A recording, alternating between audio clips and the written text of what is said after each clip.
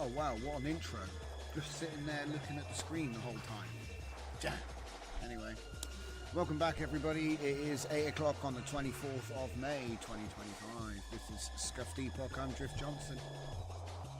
We're going to be taking a look at some WAN video. We're going to be looking at refining the data set. I'm doing a bit of vibe coding to upgrade the Captioneer tool.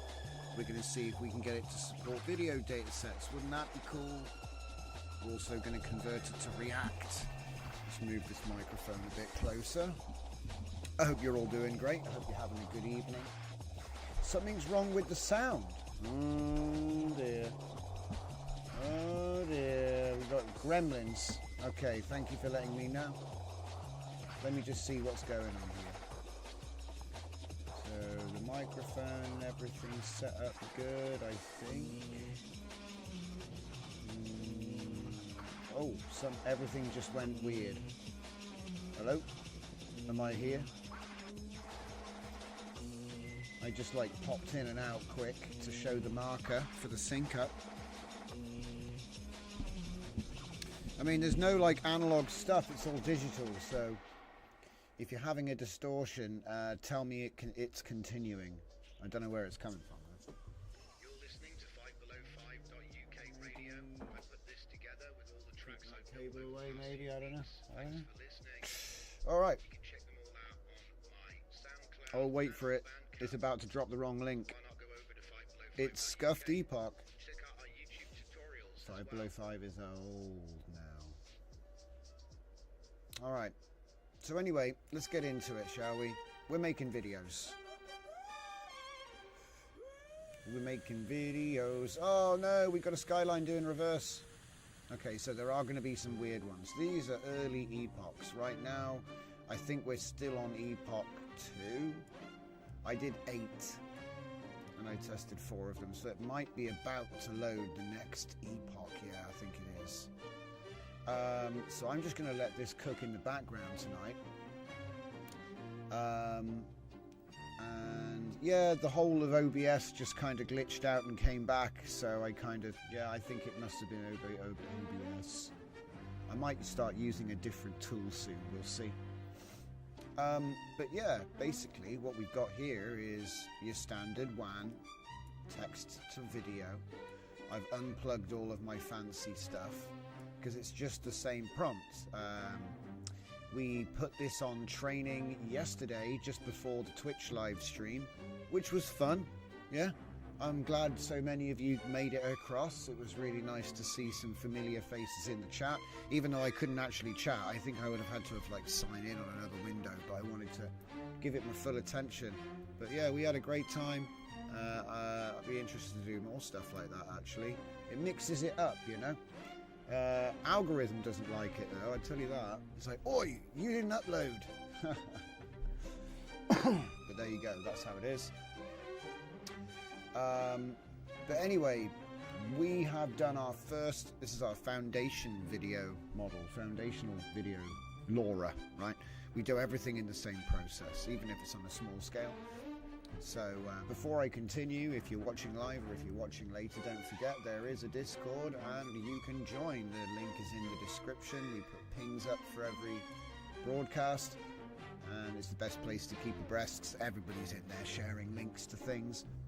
So hello Kurt Curtis, hello Vascular Degamatron, hello everybody watching live or watching later. So we continue. We have a model, we started training it. Okay, every clip has the same caption right now, so that means we get a sort of style train effectively, right? But it does mean that some weird things will happen, and this is why I want to make this tool, because then we can like visually go through it on stream together and I can give you all the tips. But as usual, we're building tools that don't exist to do our job on the fly.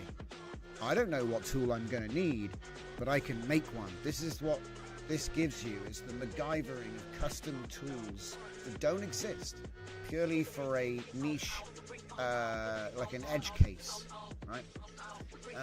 So anyway, this is Captioneer.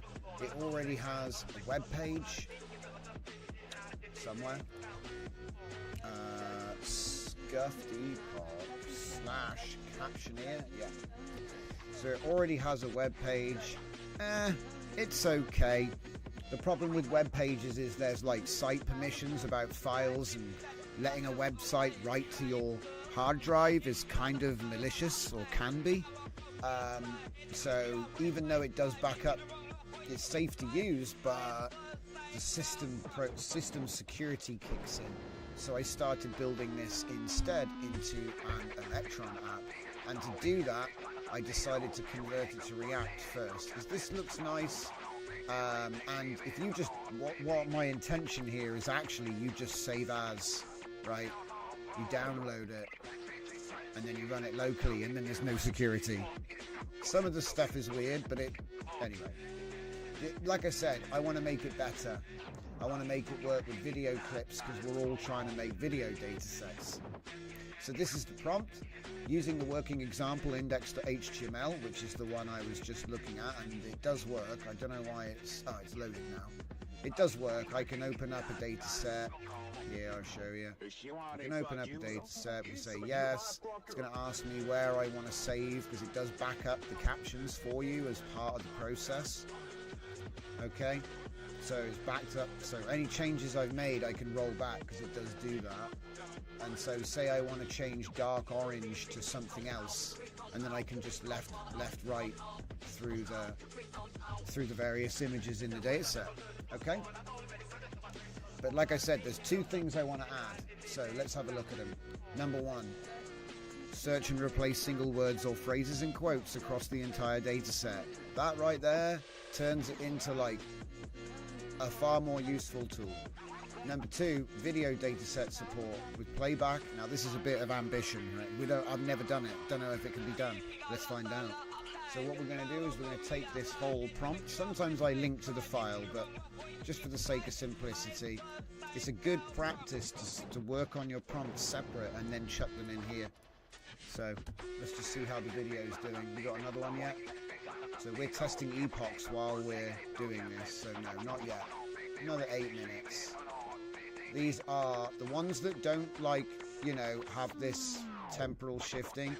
Other, where it's like, oh, I don't know, I still have that problem. But the reason is because of the captioning at this point. Okay? Everything's captioned with the same caption. Even VLM auto train, like an on-site trainer, they will caption better than this. But we're going to end up with a better caption set than they have by doing what we're going to do tonight. So what I'm going to do is build out a pipeline, and this is just going to keep on making videos. We'll keep the most of them because we need a lot of clips to make what I want to make. I've also done a bunch of AI music remixes on a specific track, so this is going to be like a big V2 workflow. And like I said, I've been looking forward to this one. So index. Now that link doesn't actually work, yeah? So we're going to have to put a slash here and just make sure it does actually link to Captioneer Web Index. Okay. There we go. Now, there's a special trick we're going to show off today. I do actually read Anthropic's notes. And one thing they told us was, don't hold back. Give it your all. I might have to put this on a t-shirt. I'm serious. So check this out. Using the working example Captioneer Web Index, we've already shown that, we can begin planning a React version which will mirror the logic in the example, modified as required. This will be named Captioneer V2. Don't hold back. Give it your all. We can add these features in particular. Search and replace single words, phrases, or quotes. Now, to be honest, my instruction here might be like the baby babble, to a genius, because this is all I really want. But this, well, you'll see. Let's go. Like I said, I hope you're all having a great weekend. Got another 5 minutes until the next video preview comes out, but while we wait, okay, he's done planning. Hang on, we have to give him some attention real quick. So, Mr. Claude, what have you done?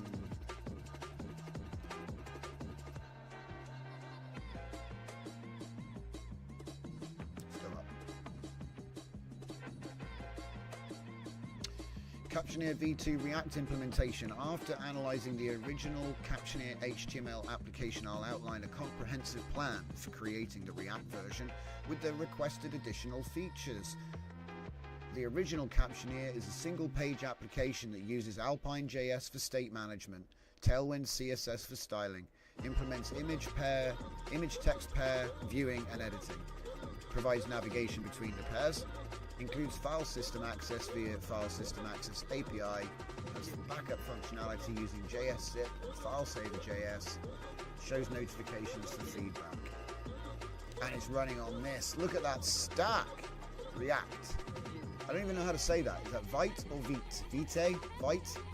The React Tailwind, React Router, React Context API, or Redux, File System Access, and JS-zip, as we just mentioned. The favicon is the funniest part of building these apps, by the way. When it makes the favicon, it's always like terrible.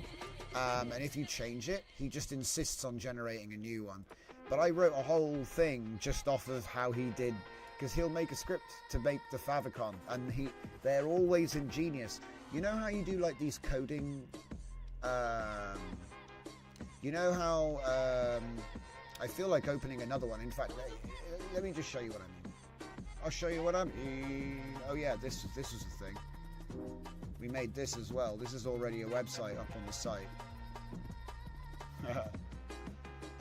Let's do a new chat. And I'll say, create a .ico with only React. I don't know. I'm making it up. You're like, huh? And it's the way he does it interests me. It's the way he does it.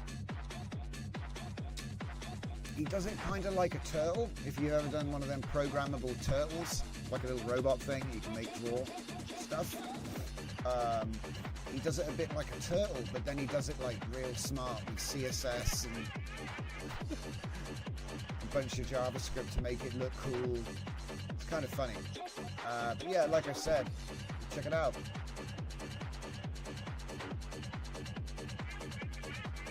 So what are we going to do? We're going to do D, J, Z. Oh, you can't. You can only do a G. Okay, let's do Z. And I want to square. I want to yeah, okay, let's just go with a circle at 128. And there it is. Look, I know it's not like super crazy stuff, but it's kind of like, but the thing is, he does this on his own. So if he needs an icon to build, because you can't build without the icon file, funnily enough, and you would think he just makes like a file called something called ico, but then that will fail the build, because it's an empty file, it's not real. So he'll actually, what I just did, he'll do that behind the scenes. Like, you know, he'll just do it and make this, and then it'll be in there. Do you know what I mean? It's kind of crazy, like, the silent abilities that you don't notice. You know, you're like, wait a minute, because I was like, how the hell did you even, where did that icon file come from? Because I know he can't make images without an image model and stuff. And then I was like, oh, he did it with SVG. And this is kind of where it all comes from. But in fact, no, it's not a SVG. This is HTML canvas, actually. But one time he did SVG, and that's where all that nonsense came from, right? Let's get back to the plan. So he's going to make the icon. He's going to put all of the JavaScript components. Look at this. Getting all this. Look at all this. Layout, common media. It's really nicely laid out. Very clean. It's cleaner than my code at this point. I'll be real with you. Well, we're getting to the point now with LLMs where you used to be able to sit there and say, oh, it's cheese code or whatever you might say, right? Some other word like that. But now it's getting to the point where it's like, actually, his code's cleaner than mine, and he's doing stuff that I wouldn't have thought of off the top of my head. So it's stuff I'm aware of and I've read about, but I've never used myself at this point. So he's getting to that point, which is, there was a moment for images that was the same, and there's a moment for audio that was the same. And I think VO is kind of like the video moment for that. But back to this. So we're going to make a media preview container component for images and videos. And here's the search replace.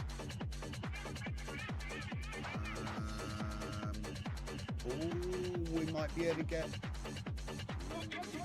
I don't know if I'm not sure if he's going to use the correct quotes. Hey, Apollonia, welcome to the stream. What's this? Arsenal Women Champions of Europe. Oh, I see. Was there a big game? I must have missed it. I was watching the Formula 1. Battle Cruiser operational, says Fernicar. Welcome everybody. So glad you could join. We continue building Captioneer V2. So, this is going to be my search replace logic. Love it. Okay, cool. So the idea is that, just making it more useful. So phase 1, set up the project. Phase 2, implement image text pair functionality, which has already got a demo, it knows how to do that. Add video support. This bit was going to be possibly tricky. Maybe we'll get away with it. Because technically, right, Web 2.0, it has built-in video. You know what I mean? It can do it. It can just play video. You don't need to do tricks like back in the day. So then the search replace. Sounds good to me. Let's take the safety off and increase this a little bit. Oh, what's this? npm create vt.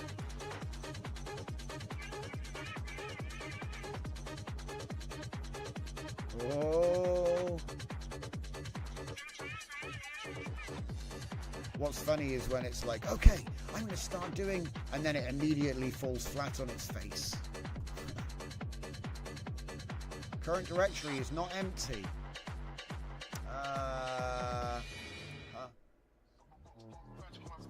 What do you mean? What do you mean? Captioneer React. Captioneer. Oh. I'll just say ignore, because there's actually nothing there. It's fine. It was just a text file with the prompt in it, so I just moved that into Captioneer's repo area.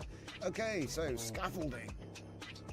Run npm install. Now, does he want to do that? Yeah, he wants to do it. See, just sit back, guys. Just sit back and relax.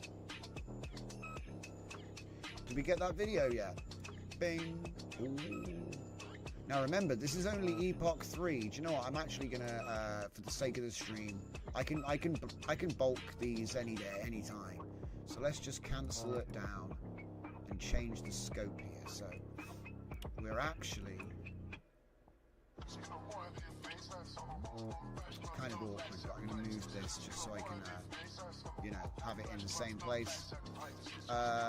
It's why I actually started redesigning a lot of my workflows with like an output focus layout. So instead of, I've always done the left to right, always done this traditional left to right, because it's like easy to read, it's easy to understand, and if you're learning comfy, it's the best way to understand. Like, oh yeah, the red line, okay, I get where I need to plug things in, and it's easier. But I have been falling in love with this new format that puts what you want as the main focus. So basically you just sit there looking at the previews and hit more, and then all the back end is just compressed into a block, and then you have all the various previews doing all of the different things, styling, post effects. I think it's nicer for the stream that way, but it's hard to break your ways. So yeah, like I said, this one is making the next one. So what we're going to do is we're going to set it up with, let's go back a couple. So let's just put the Epoch 5 against the R6, because it did something funny and I want to talk about that. Something tells me I broke the trainer and it started again during its run. So I think it only got to epoch 5, but to be honest, with the amount of epoch, with the amount of repeats, it's fine. Yeah, so in a way, that's an arms thing, you know. But it'll be interesting to see what happens on the next run, because what I'll do is reduce the epochs to 10 and see if it still does the whole thing. You can tell because the names changed. Let me show you what I mean. It's a bit. Make the files bigger. Not really. I think that's as big as it gets. Okay, so the funny thing that I'm trying to show you here is this is in chronological order. What the hell is Captioneer doing here? Oh. What? Huh?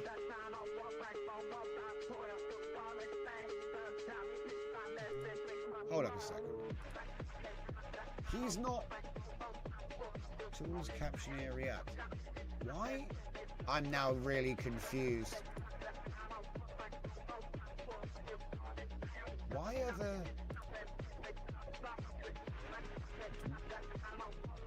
I'm lost for words, guys. I basically just... The thing that I'm working on is for some reason in this folder. How did that get there? I'm like, did the AI put it there? What the hell? Okay, there's a ghost. We're slightly haunted tonight. But don't worry about that. What's the date on it? That'll decide it. We can just put it to bed. The date is today. Is 15 minutes ago. How did the AI... I didn't put it there. These are new files. Where did they come from? Right. This is in my comfy folder. Okay. This is not. That's spooky. How did it do it? Well, anyway, we're just going to keep going. Yeah, just keep going, my guy. So he's installed NPM, so the... Oh! He's broken it.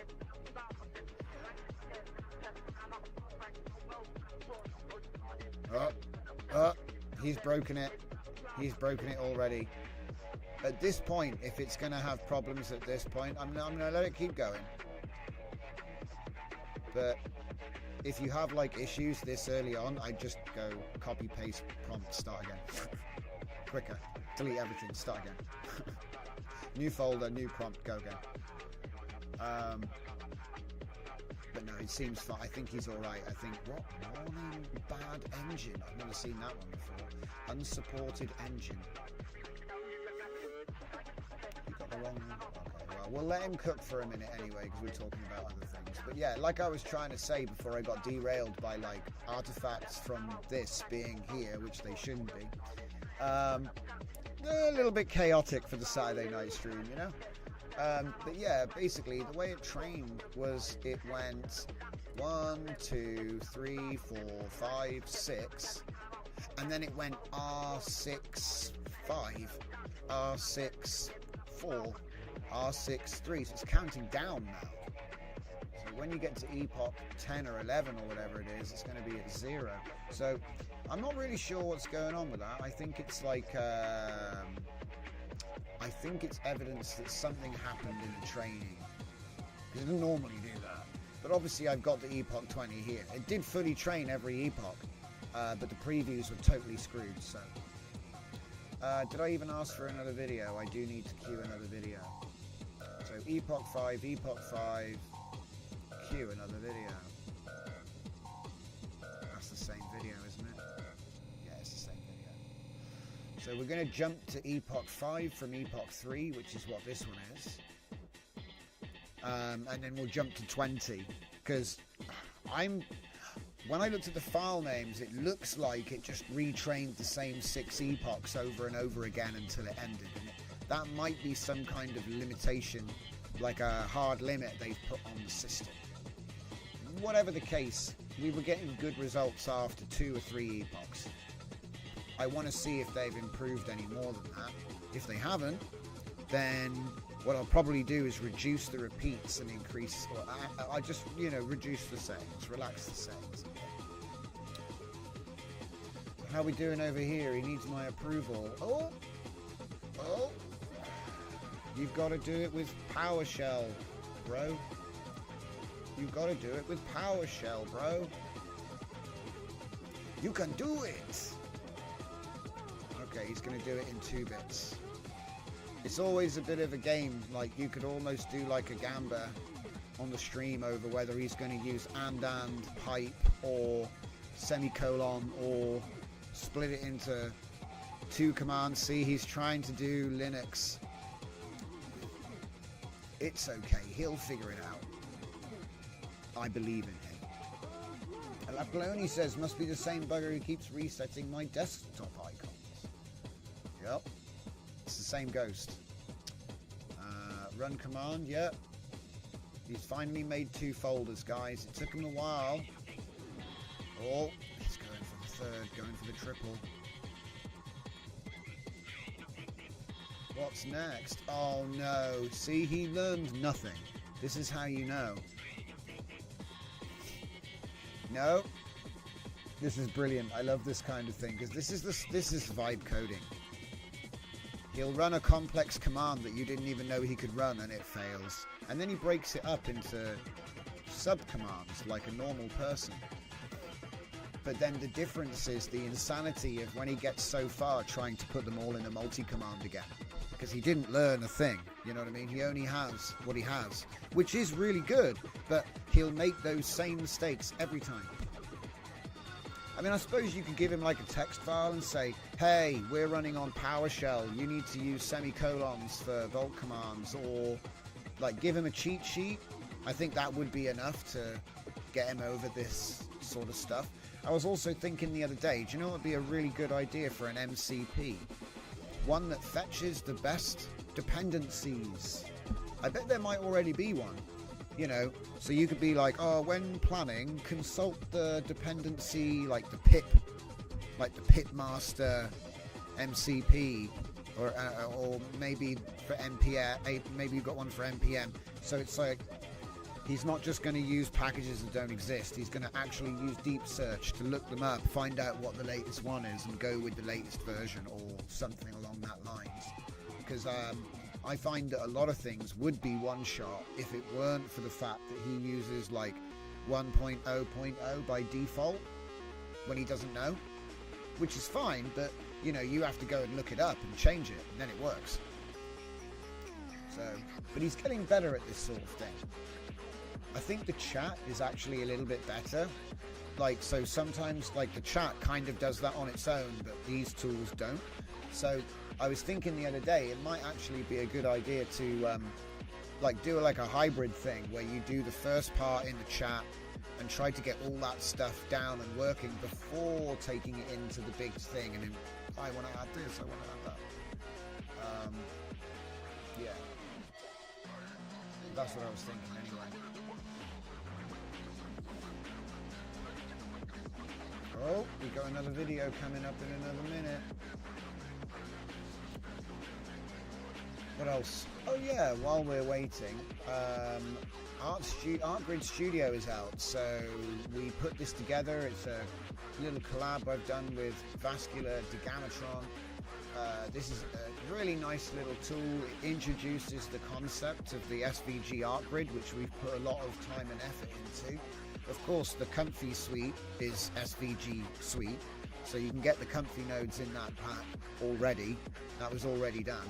We did this after that as a little sort of collaborative effort. So he submitted a bunch of his ArtGrid generators that he's done on his, and then we've put them together into like this modular React and Electron release. So obviously there are releases which are a portable exe that you can just run on your desktop. The full source is here, so you can actually download it and build it yourself if you want.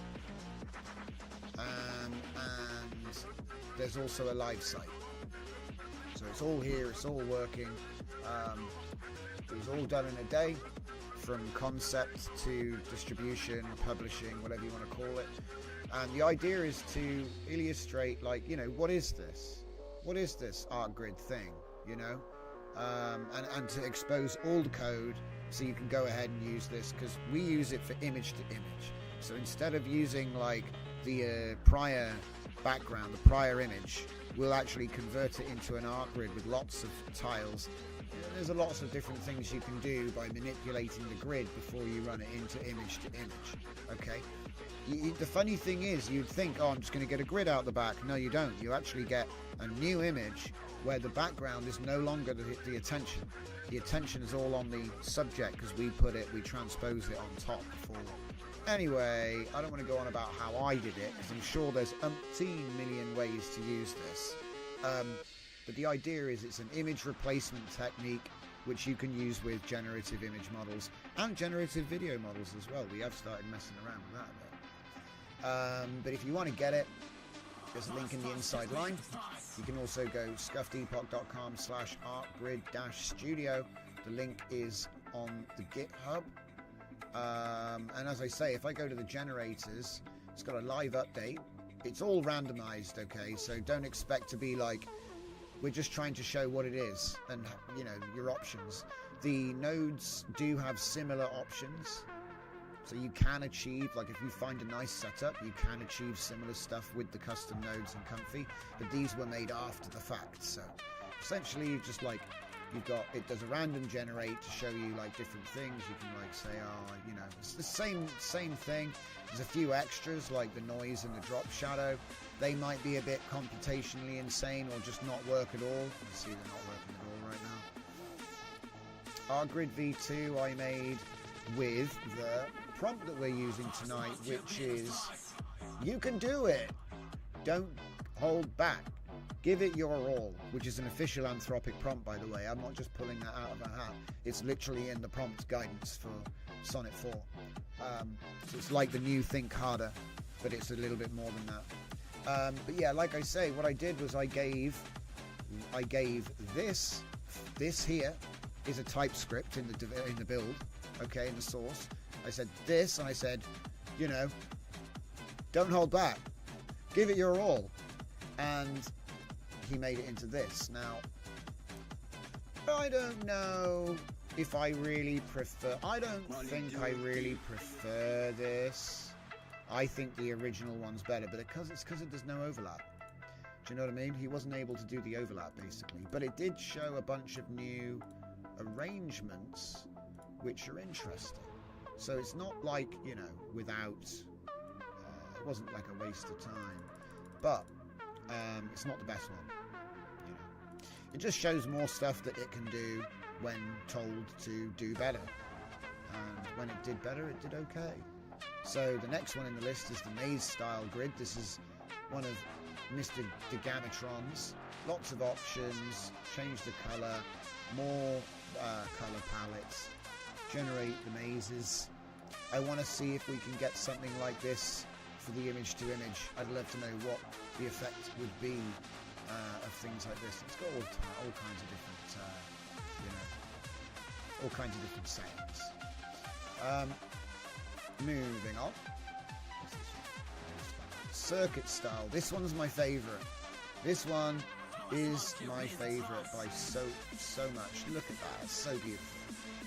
Oh man, I'm turn it up. Look at that. This needs to be a custom node, and I'm going to work on that. So good. Just want to put my characters in front of it. All kinds of stuff. But yeah, like I said, there's things you can do here. We can obviously change the color schemes. Oh wait, that earth tones one. I bet you if I fed this into a thing with Empire and said like city from above, it would make it look like Techno Cyber City, you know, like turn all the... Anyway, enough speculation. Let's do a couple of seeds, change it to monochrome. Anyway, you get the idea, right? All of these are like a demo to show what you can do, and the full source is provided. That's what this site's supposed to be.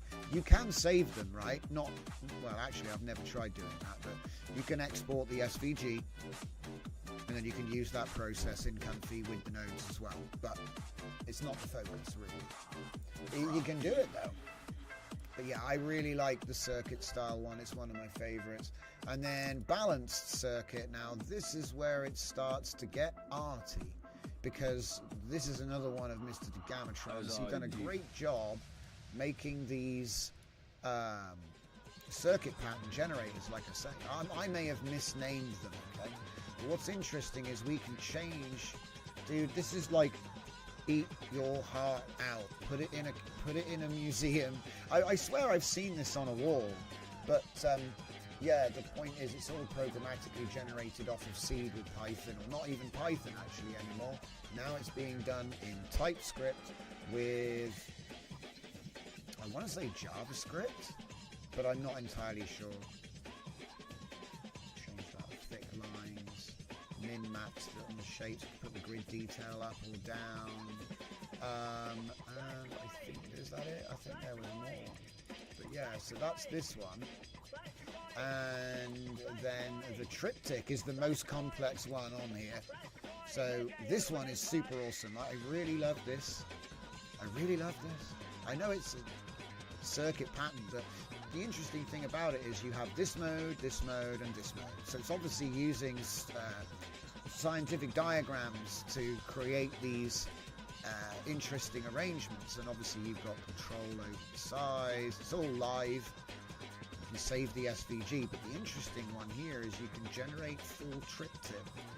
I might have spelt that wrong. And it'll actually generate a whole series of, gives you the collection, which I guess you put together and frame them like 1, 2, 3. It's like finesse. So I love that. Right, how are we doing on Don't Hold Back, Give It Your All? How are we doing? He wants to do install. What the hell is that? I've never seen this before. React transition group. I feel like I should have had that in all my projects. Hey, Christopher Bursau, welcome to the stream. Jacked up and good to go. That's the attitude. Dragon, bad diabetes day. Sorry about that, dude. Just take it easy, man. Get yourself comfortable. We appreciate you.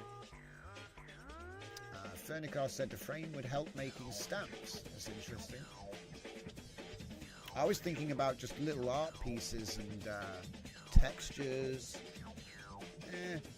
This sort of thing. But obviously background replacement for image to image is a big one, because we've already made discoveries in that area, and I wonder what other color shapes and patterns we could introduce.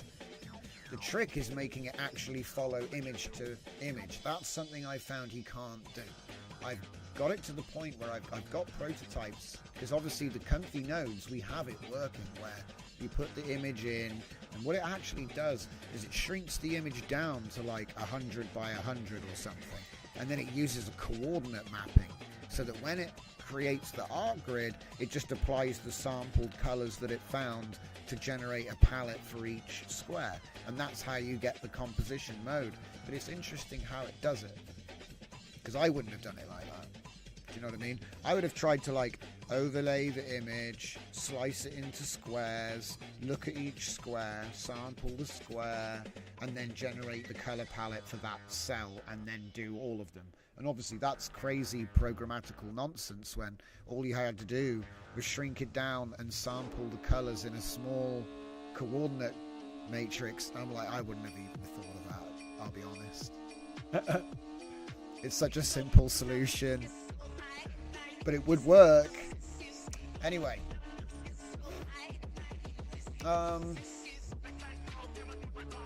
he's still writing, so we'll get back to what we were looking at. Grid. So yeah, this is an amazing collection, and the next one is another, you can do it prompt. Now this one, I'm gonna have to make bigger. Oh, it's just too small, it didn't make any difference. So this one is a you can do it prompt. Okay, I am gonna get that, not that. Let me just revise. Don't hold back. Give it your all. We're gonna get a t-shirt. It's gotta happen because it's funny.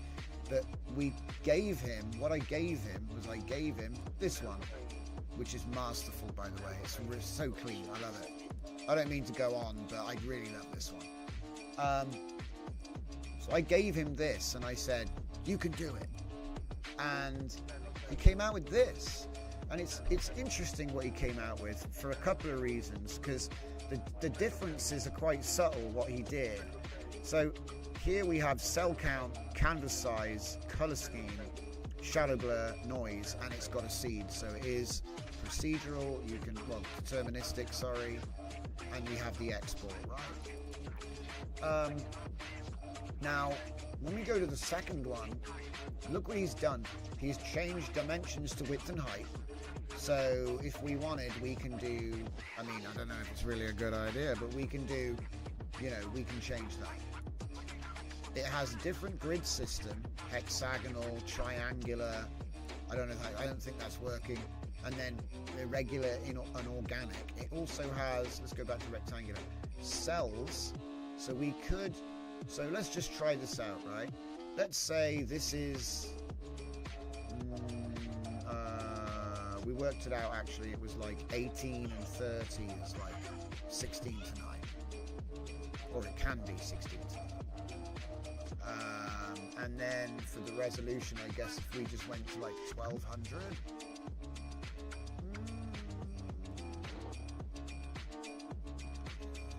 I mean, and there's more. We have spacing. So like we could just pack it up. Crop the image, I guess.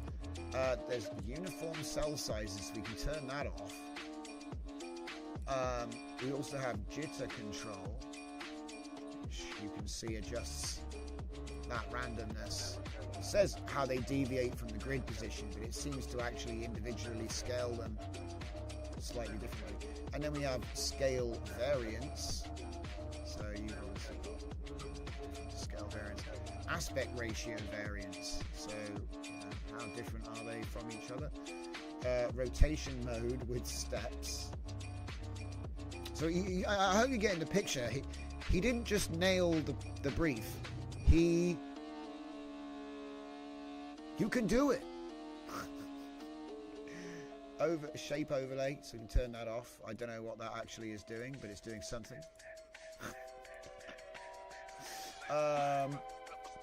Then we have our seed, we have a random seed, and we also have a position seed. So there's like multiple layers of seed determinism going on. Alright? And that's just the basics tab. Let's go to the patterns tab. So let's just turn all but one off quick, so you can see what this is about. So we've got diamond is all we have. Diamond. Okay, that's all we got is diamond. And we can turn this up and down.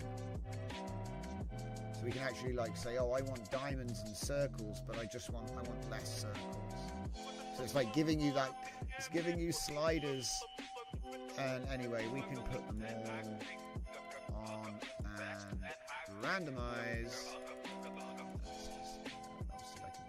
It's all live, just updating. We also have advanced patterns. So it's added like so many new shapes. It gets to the point where you can't. Who White Memes, welcome. Scuffed gang, indeed. Glad to have you. So, obviously at this point, I might want to scale it back down a bit, so it's like a bit more noisy. I don't mind about that. I'll crop the edge off, Don't care if it's got a black bit, doesn't matter. But yeah, so we have the patterns, right? We can enable, disable, blend. Brilliant, right? There's more. Let's go for colours. So let's say I think the red's too strong, the yellow's too strong, the dark blue's too strong. There it is. Oh yeah, please like the stream, guys. I do appreciate it. So there it is. We also have some quick things. I don't think there's a way. Oh no, you can. Yeah, you can add colour. Can we change it? Oh yeah, we can just do a picker. It's a bit laggy, but we can just do a picker, right? because they, this is too many shades. I want less shades. Right? So cool. Like I said, please steal my code, take it from the GitHub. I do the open source for a reason. Take it, make stuff with it. I think this is going to make a really interesting background replacement technique. And I wonder if we could do it with video, because if you do it with video with determinism, and if we make the grid big enough, it'll end up being like a mosaic, and the determinism might actually match from frame to frame. That would be funny, right? So anyway, I've showed you the color presets, color patterns. We can generate new patterns from here, randomize everything from here. To save though, we have to go to the final tab, but there's more. Oh, let's talk about the layers first, because there are layers in this. The layers are allowing visual effects. It's automatic. Yeah, automatic layers. It does it by itself. So simplified layer system, automatically managed, use the effects tab. Now, I found that this caused a bit of lag. Okay? Make sure our video model isn't being idle.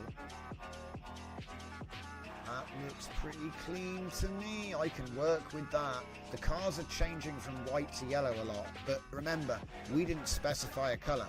So it learned that yellow and white car is the same thing. That's my fault.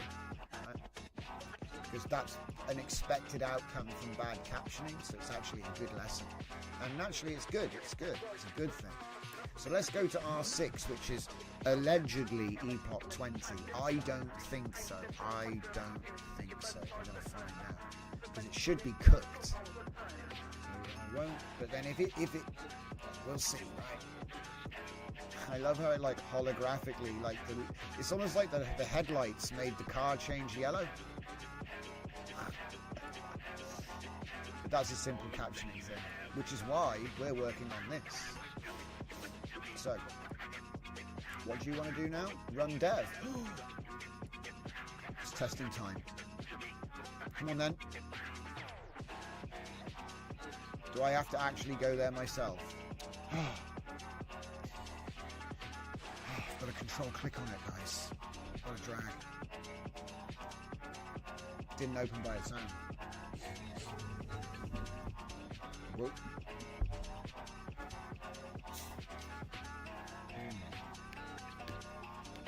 Ah, nuts. Well, that's a good start.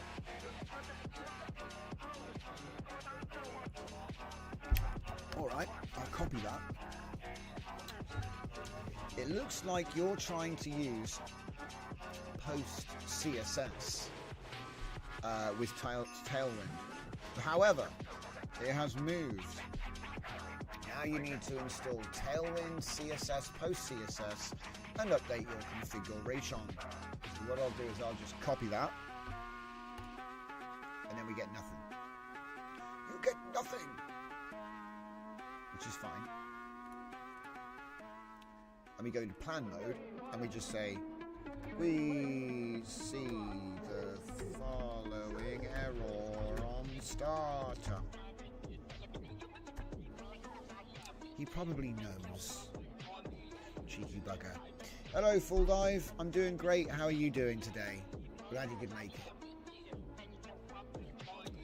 So yeah, we're doing a whole bunch of stuff at once. We're kind of juggling things, and they're all the same goal, which is to improve our video model.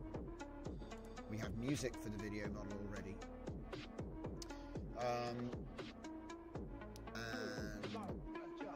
So where were we? We were talking about the circuit generator. So, like I said, the layers, they're all managed, for the effects. It's for the effects.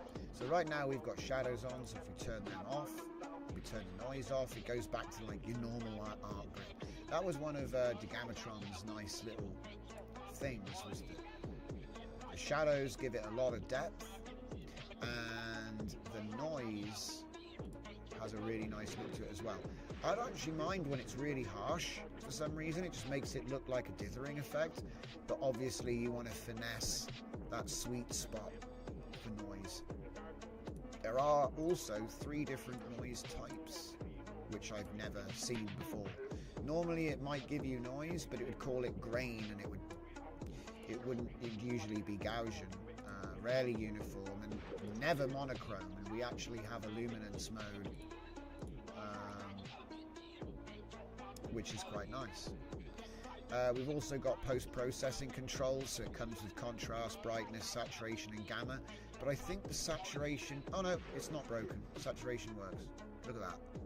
Beautiful. I swear it was broken, because if you look at the build, it reports a warning about saturation variable.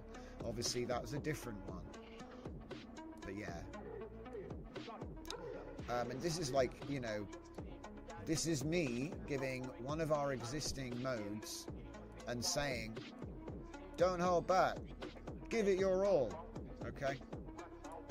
As an experiment, because Anthropic said, yeah, good moves. So remember, just a little refresher. It used to look like this, and this is really nice, yeah? Cell count, canvas, color scheme, shadow blur, noise, that's it. Nice and simple, right? Works great, looks awesome. Now, we said, don't hold back, give it your all. Gave him that. Said, make a new one called Circuit V2. And he's done all of this. So on my laptop, when I was testing this, it was very laggy. When I turned the glow on, it was like, so it must be using CPU. But that's understandable. So yeah, we have a glow effect. Borders? Thicker borders. Oh wow, you can have big old borders. Yeah, like it's crazy lag even with my computer. Click. Oh, too much. But yeah, like I said, I was really surprised by how good that was. Now, there's one thing. Go to export. This is going to be interesting because export as SVG, right? Yeah, sure. But here's the weird one.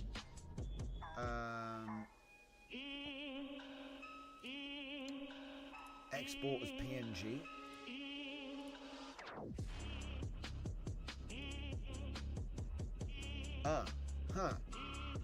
So the funny thing about that is that you'd need to have like a script to convert the SVG to PNG, and I wondered about how it was doing the conversion so quick and without needing any dependencies or anything like that.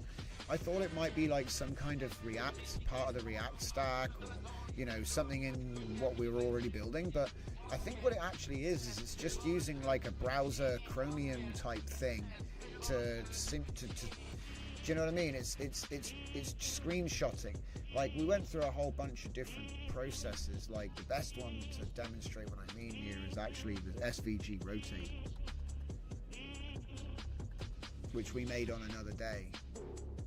So on another day we made this thing. You can put your own text in, it makes it rotate, and then you can save it as an MP4.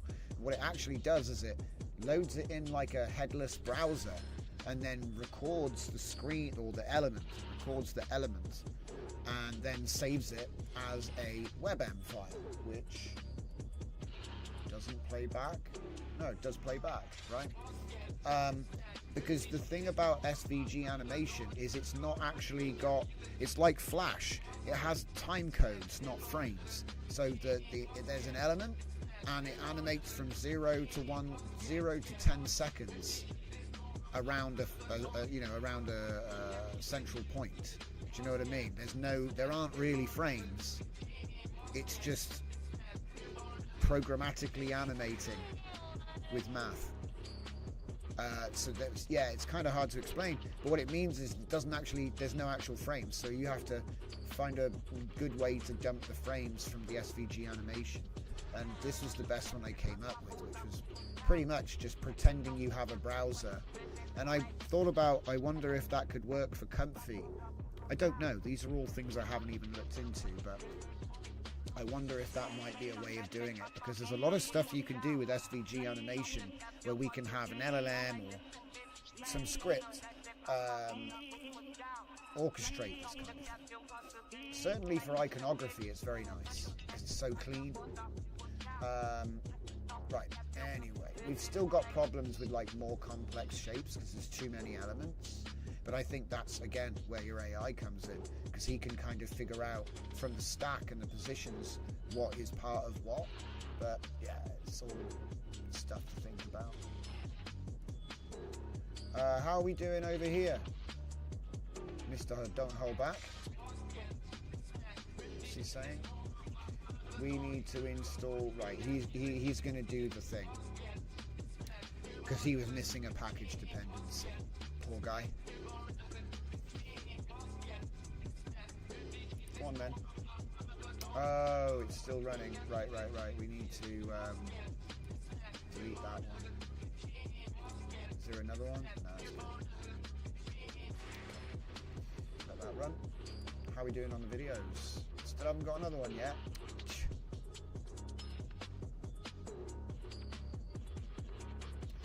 Is that taking longer? No, it's about the same. We're going for 81 seconds at 16 frames per second, so it's going to need interpolating to get it looking nice. What I should probably do is load it in at 16 and do an interpolation up to 32, but then save it as 30. And I think like the overflow will make it work out nice. We'll have to see if it slows it down or not. It shouldn't do if you do it like that though. Load at 16, interpolate 2, save at 30. It might slow it down a bit. Really, you should save it at 32 frames. But what the hell is 32 frames? You know what I mean? That would be accurate. I suppose you could always do a second process, loading the finished. You know, once you save that video, you could then load it at 30 and save it at 30 to sort of fix that.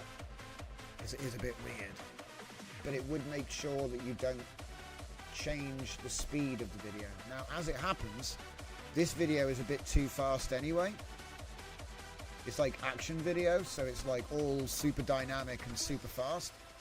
So it might actually benefit from being slowed down by like 10-20%. It still look dynamic, but it just won't be quite so hyperactive. Also, there's other stuff, like I was thinking about this, yeah? Let's say I want to make a black and white movie. Does it matter if the colours are wrong? Well, I mean, you might notice when if it's black and white, you might notice. I'm not saying I'm going to do that. I'm just saying, like, sometimes a problem is just a creative challenge to overcome. It doesn't even need fixing necessarily. You know, but we are going to fix it. I'm just sort of saying, you know, this footage is still very useful. Like, you put this into black and white, it's going to look great. Black and white, bit of VHS, film grain. Probably wouldn't bother soft focusing though. It's already blurred enough. I love how it's like you're looking at the car goes away, and oh, it's the same car. It's almost like it's a loop, but without being intentional. But yeah, like I said, this first model will be very much an average of everything we showed it. So keep that in mind when we're looking at the results.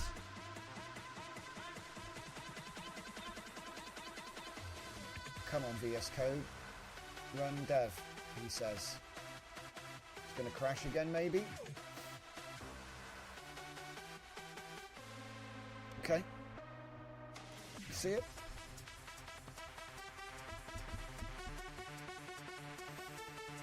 Oh, really? It's very boring. I think the styling might be broken, but let's see if it functions. So yes, yes. No prompt to do the backup, so I think maybe we've missed that. And oh no, nothing's here. It's not looking good for this project so far. No media loaded. Select the folder containing image videos. Ooh. Yeah. Try this one. Oh! So something actually went wrong. I bet there's other types of files in the folder, so it rejected. That's good. I don't want you. Yeah, that's fine. That's fine, actually. I don't want you to like load up System 32 and start search replacing. Anyway, so yeah, we're gonna save it in Barman. I'll say 10. Save. Don't know if it did it, but left right arrow doesn't work.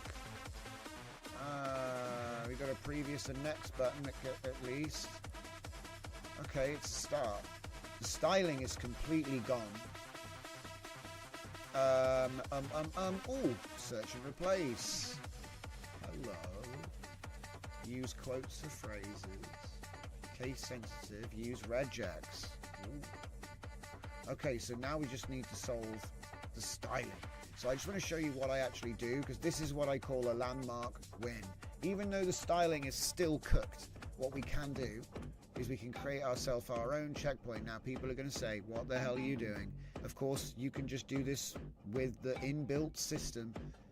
If you trust the system, that's fine. I'm not saying, I'm just showing you what I do. So what I'm going to do is right click and go reveal. And this is nice as well for a couple of reasons actually. Because if you use the inbuilt checkpoint system, sure, it's quicker, it's easier and all of that. But you can't like go back. This is like save scumming for vibe code, because you know, I'll show you.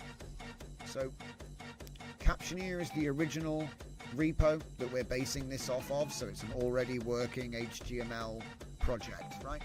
But it's basic, it doesn't do video, yeah, so we're making it better. Node modules installs when you do the node install for the project, so I'm not going to include that. So all I really need, and I probably don't even need all of this either, I think some of these files are generated when you install as well, but it's fine. So what I'm going to do is I'm going to zip it up. I'm going to call it Captioneer v2 v0.0.1, something humble like that. And then we're going to make a new folder. If you're on Windows, it's Control-Shift-N, and we're going to say Arch. And this is probably going to show my age, but yeah, you just chuck it in there and forget about it pretty much. But if this thing now cooks, or if at some later point I decide, oh, I'd love to start again from this point, I can. And so every time I hit a landmark of advancement, I can put the version in there. And then that's, you know what I mean? If I decide, oh, actually, it would have been better if I hadn't put video in or something, right? Anyway, I hope that gives you the idea. All it is just backup mentality. That's all it really is. But it's quite convenient, and if you screw it up, you just delete that, unpack, and don't even tell him you did anything. No, I would actually start a new thing. It's not. Don't even tell him. He'd be so confused. Hey, everything changed. What did you do? Nothing. You tell me. Okay. To stop it from running away from you, you can just slap him in plan mode usually, and then just cancel whatever he was doing. Okay, so that was actually good. It works, but the styling is broken. So I'm going to keep it in the same chat. Let's see, we're at $1.91. That's like nearly 3 bananas. Okay. And it was a simple prompt. So I think there's still plenty here. We're at 150, which is a bit ropey. Sometimes I'd be like, thinking about it. We could do a fresh chat just to fix the styling. It's backed up. Let's do the fresh chat approach. I'm not even going to tell him anything. I'm just going to say, our project is now running correctly and seems to function. However, the styling is broken. We can check the CSS. So I think it's going to look super nice when we actually see what he did. Oh wow, that's a lot of cars going backwards. I think that might be overtrained, guys. What do you think? I mean, I'm going to do another one just to make sure, but that seems overtrained. Okay, right, cool. Probably just go back to E5. Hang on.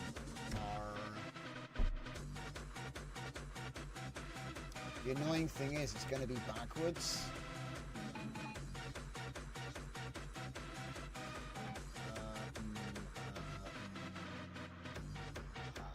Right, it's backwards. Yeah, actually, the next one after 6. Oh, you got 6. Okay, we could do 6. But yeah, it's weird. It went 1, 2, 3, 4, 5, 6, 5, 4, 3, 2, 1. And I'm guessing it goes to 0 because the final one is R6. I've got no idea. Like the naming system broke when it was training. So I don't know if it... I think it just started again.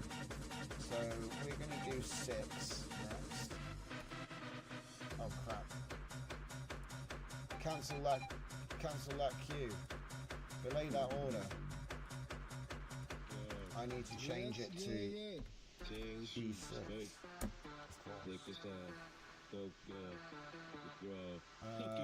Let's just cancel whatever it's doing. It's going to take forever. It's like 12 minutes to make the video. Nice videos though, especially when you get them upscaled. I think I have to make them in 832 by 480, so they could be better. Especially as we are running. What are we running? We're running 1, 2.1, 22B, 14B, FP8 scaled. It's a funny one. Everyone's in reverse and the skyline looks lost.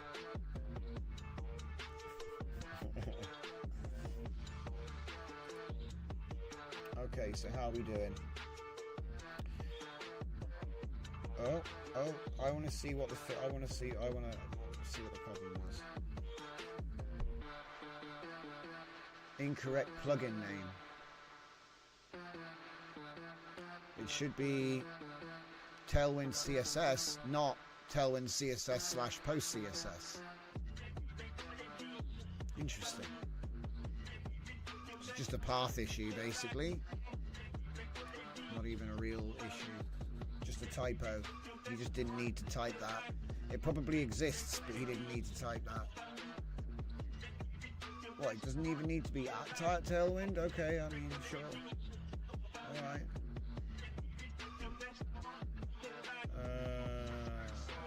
Let's just kill the...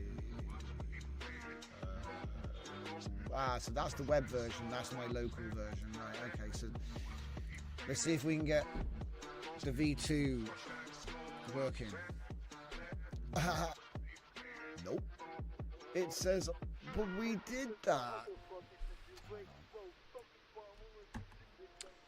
But we did this. No, you don't get to do that. It's too expensive. Yeah, the remote controlled browser thing, so expensive, dudes. You could spend 50 cents making an app and then 60 cents on him checking if the buttons work. I'll do that. So as soon as he does something like this, I already have it disabled in my auto approve so that it'll stop, because sometimes it's really quick, but also so I can just slam it in plan and I'll just check myself. And as you can see, nope. So in this case, I'm just going to give him the error back, and like, I'll give him a second, and then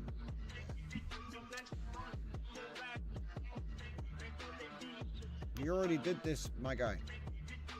He's going to go back to the thing. This seems like a bit of a circle.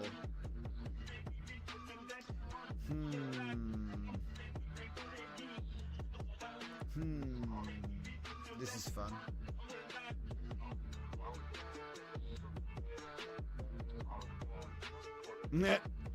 He's put it back. Okay. That's weird. Didn't it just change immediately? Yeah. Okay, well. You've got to actually run it. So stop. He's doing it again. Right. Okay. Still no styling. Still no styling, Bob.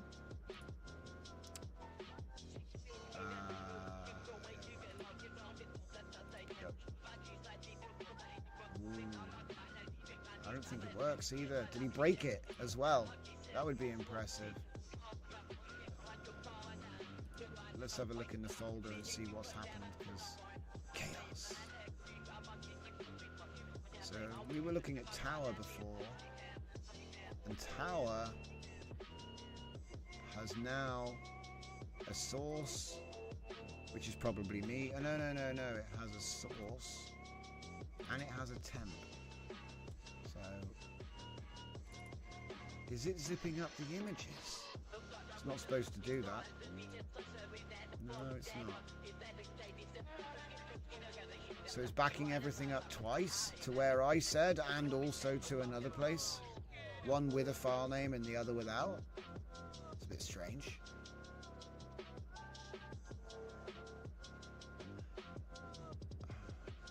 Okay, well, it's possible I've done that, so...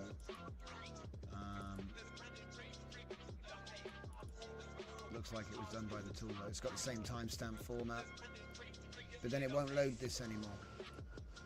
I think this is busted. Alright, let's get a video data set anyway, because I'm going to need one, so I'll use this one here. Yeah, I got as far as 11, jumped to 20. Yeah, so it's only 12 megabytes, so it's a nice little test set. The thing about video is you can actually train with very small video and still train good motion.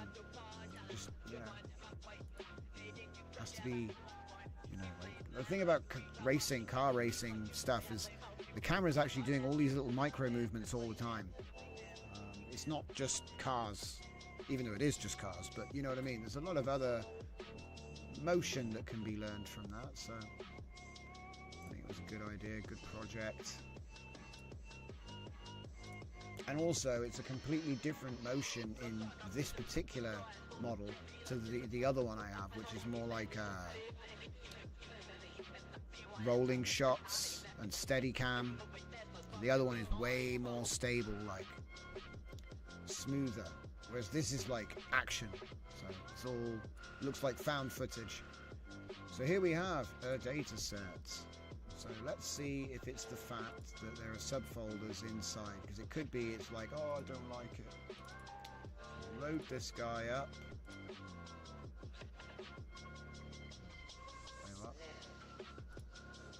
Oh, wait. Say that there, it's fine. Okay, what? What? Okay, fine. It saved it to downloads if I didn't set a path. But this image is not in there. Ah, there we go. Oh, we got a video. Oh, copyright.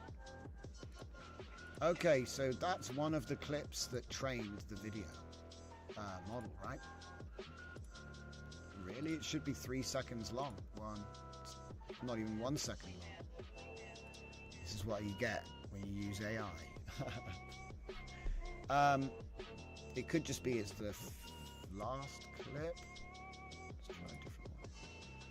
Nah, they're just all really short. It doesn't matter though when you think about it. It's still going to train out all the frames.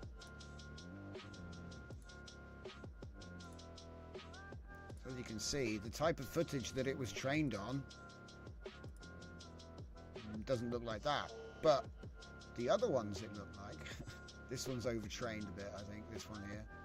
So people always ask me, can you tell that the model's overfitting or overtrained? And I think when I said on the stream yesterday, I said, when there's loads of duplication and just weird hallucinatory stuff happening. Like this. You can get stuff like this from a well-trained model, it's just much lesser degree. Chances are everything that comes out of this one looks like this. Should probably load the backrooms Lora, or should retrain the backrooms Lora. I'm going to have to try and find a data set for that as well. But anyway, let's just focus on one thing at a time.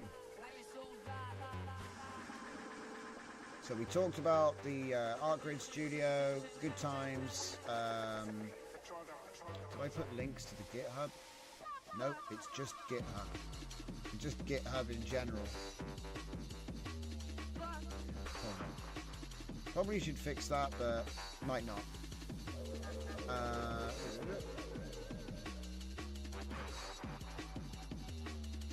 Oh yeah, Lost Tales. Everyone in the Writers Club will be familiar with this one, so we did a lot of writing. These are all books that were written during our big writing spree, and I'm happy to announce I found Dandelion. So that was a lost story, which we couldn't find. We did it as a big demonstration before we made the Unified Narrative Operator, which makes all of this in one agent, all these stages in one agent now. But that's nice. So, like I said, that is back on the table, because I must admit, I was like, oh no, I've lost it. No, it was just on an old laptop. Because I went through a phase of putting VS Code on everything, and some of the books were written on low spec or old PCs just to see. So yeah, whole bunch of things. Oh, and also I found all the Choose Your Own Adventures. Only this one is actually published. How Scuffed Epoch Jovian V2.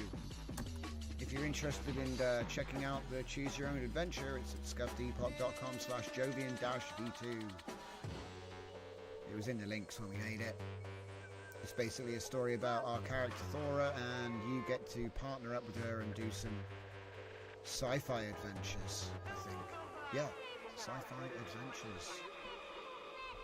In a sky world? I think so. I think it's the sky world. Okay. And as I said, the ArtGrid Studio Portable that we were looking at earlier is available as an EXE. If I just do this, it's actually on version 1.8.8. Yeah, latest version here. It's got 6 grid modes, I think. Which I think is the same as what's on the website. Oh, there's 7 in here. Huh? Okay. Whoops. Oh well, I guess I'll build a new website which includes. It doesn't include this. I didn't make the web build. Oh well, good to know. Right. Gonna do the web build. Still waiting on the next clip there. So how we doing here? He wants me to check it. Check it. Alright, let's open that.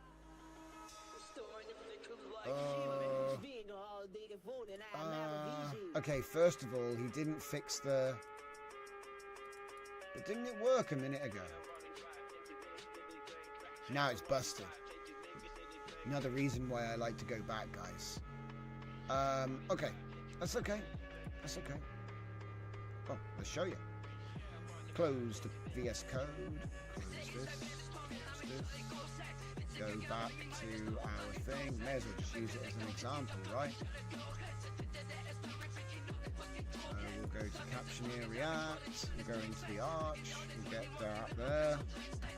Copy him. Delete all that. Paste it back. Now you can do extract all, but it'll make a folder. One of the things I do like about the 7-zip is the extract here command, so you can just put it there and delete the thing, because you've still got the arch, right? And the nice thing is we can just pretend like we didn't make a new chat, go back to the chat that we were having and see if he does better when he's got all of that stuff in memory, right? So we're going to do a little bit of time travel. Alright.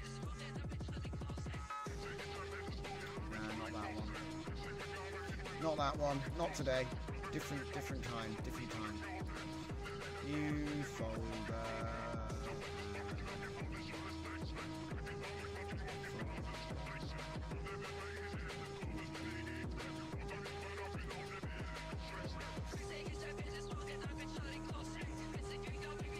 Oh my god, why is it making it so small? I feel like my eyes are too big when it makes them like that. Okay, So our project is running, styling is broken. Okay, go in here. This is the chat we were having originally. So I kind of did a little fork there, guys. And then we decided that was a dead branch. We've gone back. Of course, there could be some infection from changes that were made just there. But we're going to roll with it and see what happens. So I'm going to say, check the CSS. This doesn't work. This looks nice. Why can't it just be like this, but video? I'll probably just like continue. I'm probably just going to keep doing this until it works. That's generally what it is. You just keep doing it until it works. Although I would say if you spend too much money on one thing, definitely start again. Unless you're like really close to something. It's difficult because it's like, you know, in Indiana Jones when you're going for the Holy Grail and like, you know, you fall into the crevasse. That's what you want to watch out for. Like $50 down and nothing works. That's what you don't want. That's a worst case scenario. Hasn't happened to me yet, but I have spent like $10 on a thing that just didn't work. You know, I've done it, but I wanted to know. Do you know what I mean? So now I know I'm going to avoid that. Ah, that's much better. Yeah, that's good. That's good. See, I can set this running on a batch and just run that all night. But I do think we should check out this R6 5 and see if it's better or worse than this. So to do that, I'm going to do a little trick here. So we're going to copy clip space and then do a load video. And then right click, paste clip space. Come on, you can do it. Now it's going to embarrass me in front of all my friends. By not doing it.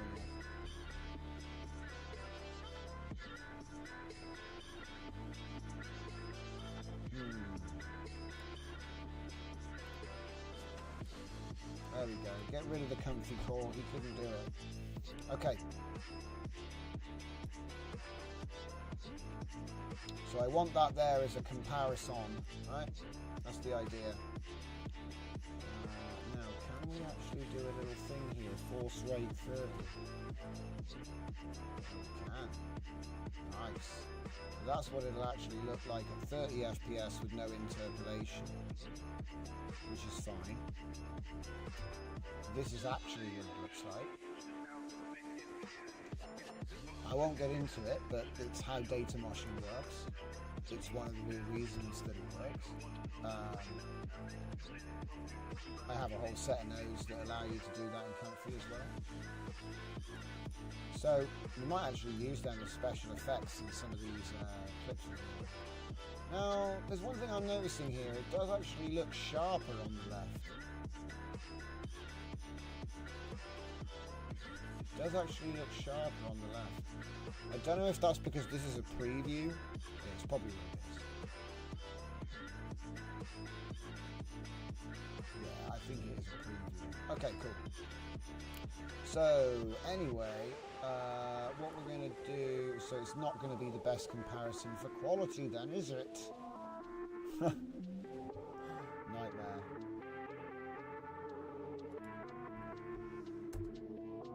Kind of no point in there because it's sharper here than here.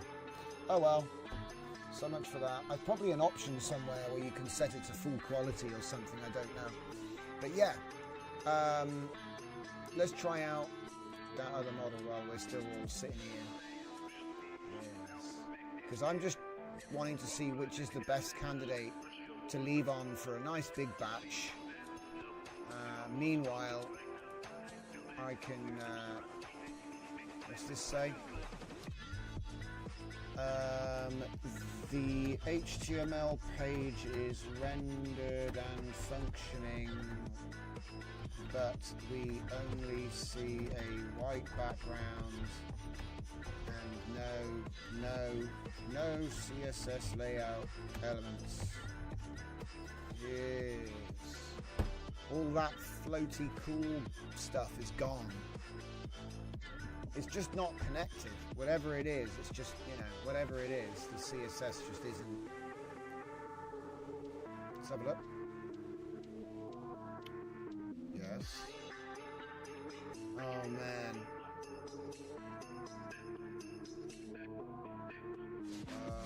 Okay. Okay, there might be an issue with how CSS is imported, yes. I recommend revert to standard Tailwind. Revert the post CSS to uh-oh. Do you see? I think we might have discovered an infinite loop here. I'm prepared to see how deep this infinite loop goes, like 500 laps later. I think it's an infinite loop. It's like one of those Star Trek episodes. Verify the dark mode is working. Wait, what? I don't even think I have dark mode in this project. I know it's like built into Tailwind, but I'm just saying I don't think we've actually put it in. I'll probably just go back to this one and say, make it work with video and search replace. I just wanted to have fun with the, what's it called? You can do it! Because he really does go for it. But it looks like he's gotten himself cooked on some kind of CSS conflict here, which isn't ideal. It's not ideal. Okay, okay. I would have thought we already have that. WAN, bad engine. See, I'm a bit worried about these. I'm a bit worried about this. Yeah, there seems to be a lot of stuff here that just says unsupported. I mean, look, I know it's a warning, and often they say you can ignore warnings, but when there's this many, I do start to wonder.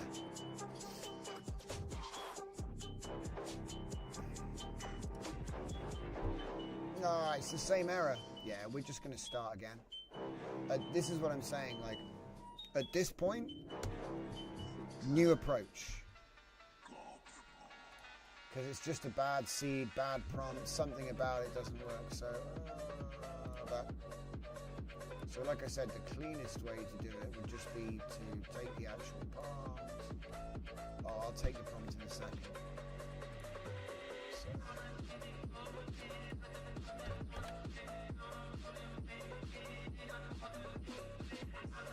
Round 2. So we did a crash course on 2 things. How to back it up, how to back up, how to back it up. Sorry, how to restore the backup, and then complete fork and start again. Done a couple of things. It's like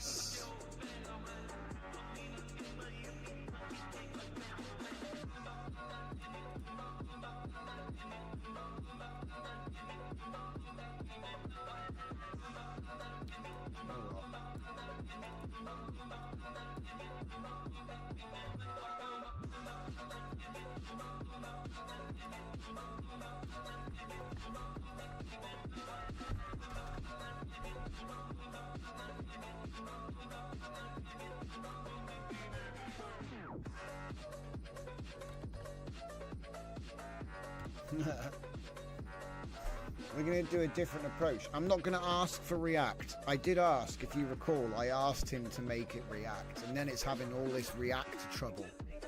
So how about we don't ask for React this time? It's probably the easiest way. Because that's the thing, I think maybe it was a cursed chalice when I asked for something that wasn't going to work. Like, I'll blame myself every day. It's easy.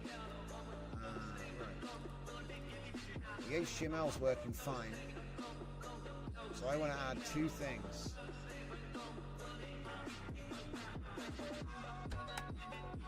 I'm going to put that down there.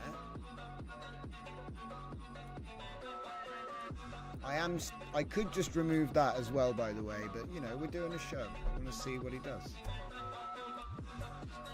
So Using the working example, we can begin improving. Okay. Let's just get rid of that. We can begin improving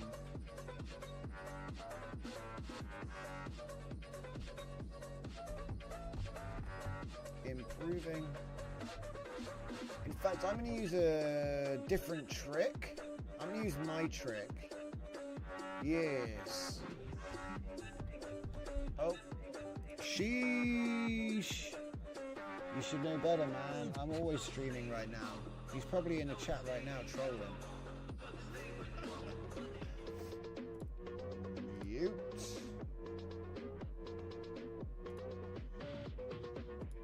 Probably doesn't actually work though. I've had that before. Yeah, just close Discord.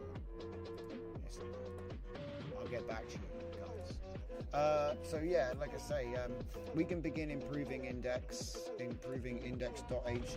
Modify is required. No. Okay, HTML.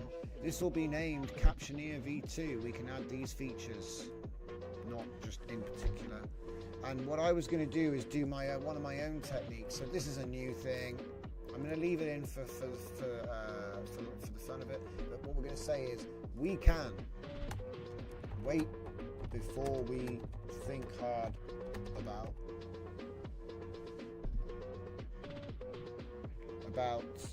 or even better, think hard while we begin improving. I know it's a little bit of a backflip there, but it actually works really well. I tried this out on Grok the other day. I was like, hey Grok, do you want to see a magic trick? He's like, what? And I said, we can wait before we think hard while we, and go put a random task in. And he started doing the task, but then he stopped and said, oh, you told me to wait. And then I'm like, yep. It's just a magic trick to make him not. It's like a little bit, you got a little bit of control, even though there's nothing to push. It's behavior control. It is for good reason, but anyway. So we're going to leave that one in, even though it's like extremely dangerous. Because it's like, it will explode. What are you doing? I just need to make sure that the file is linked. There we go. Off we go. Save that. That's the new prompt for this project.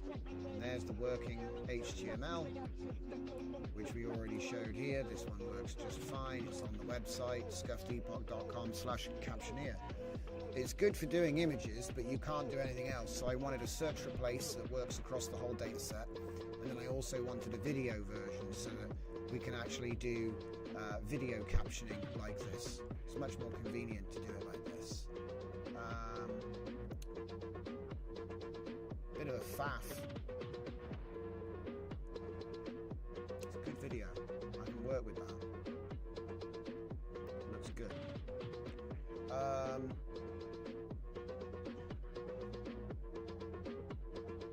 I did put up a whole bunch of stuff because we can't really play the audio with good quality, so now I need Discord.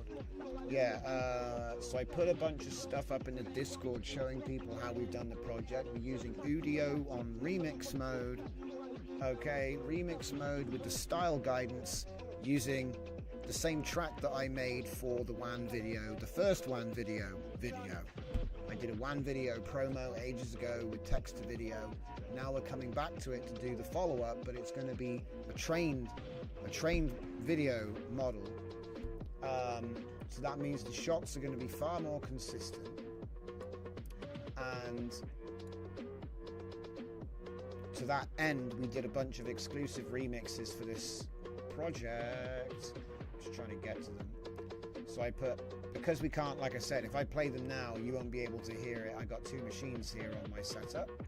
So I dropped a bunch of samples here. These are some of the remixes.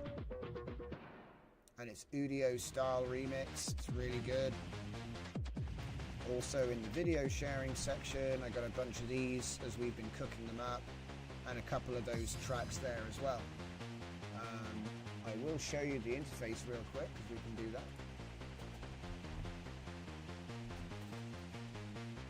Audio's super nice. I use it a lot.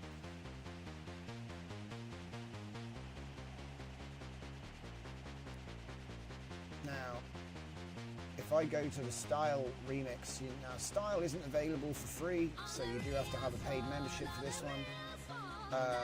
But using the remix in combination with the Style reference,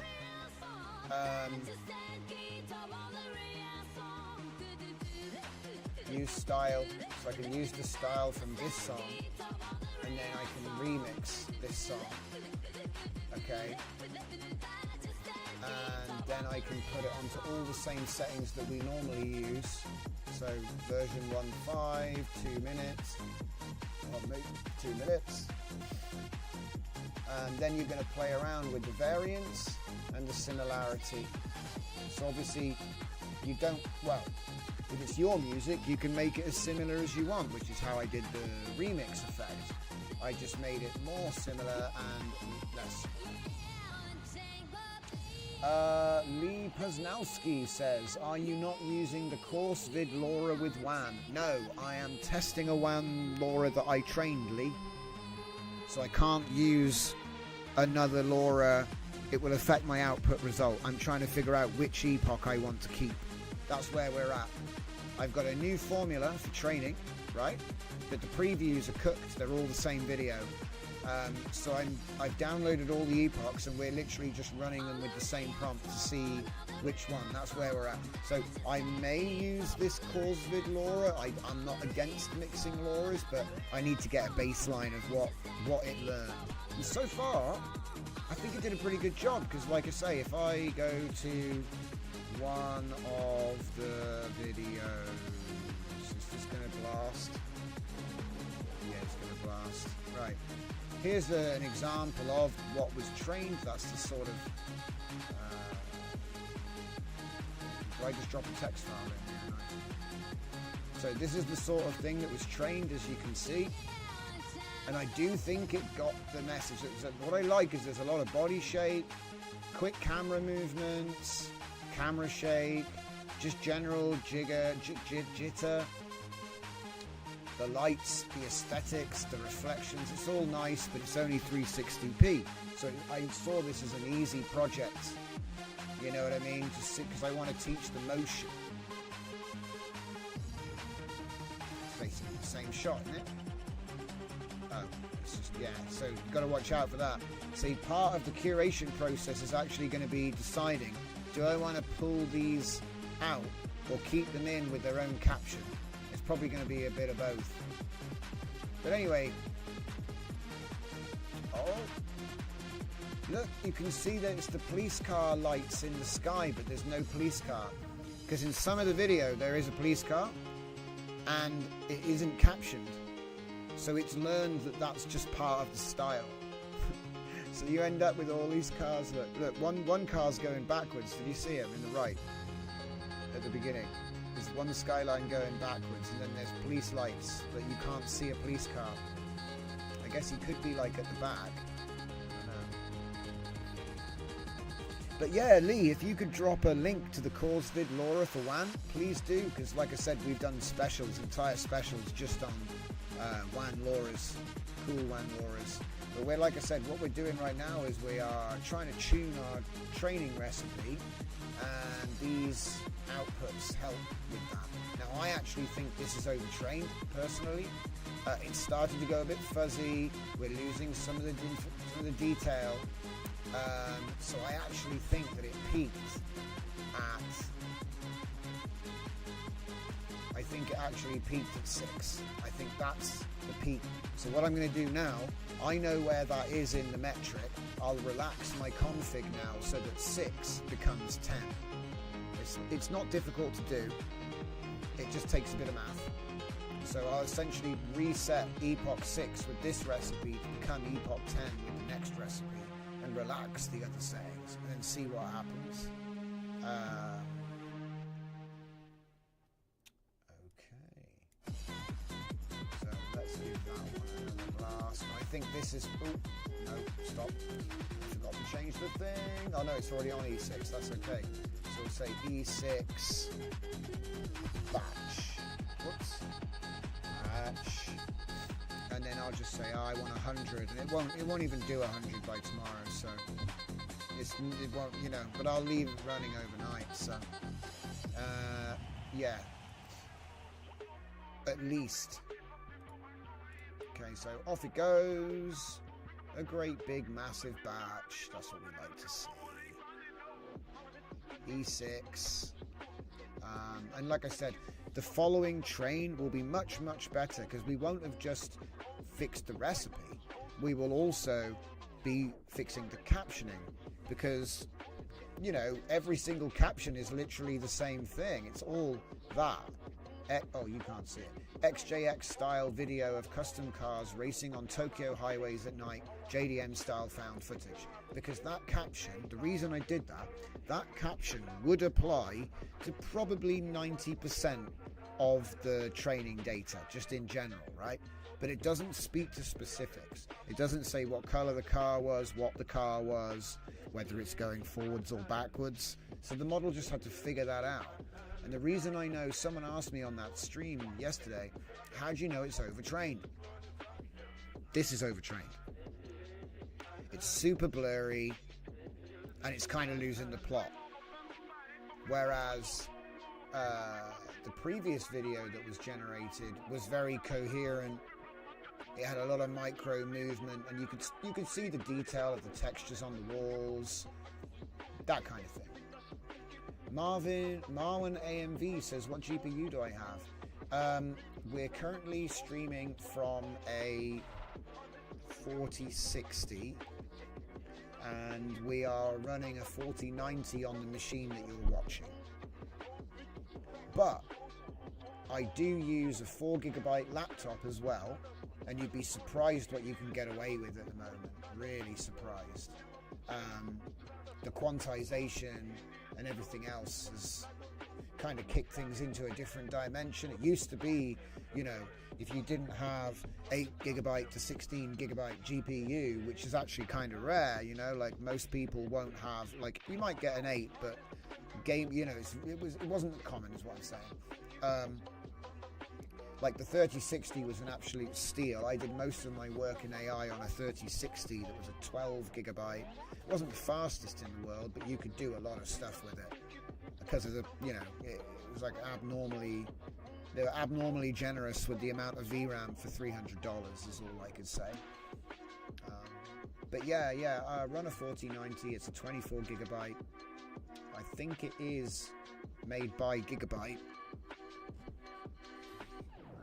What's it say on the box? Give me a sec.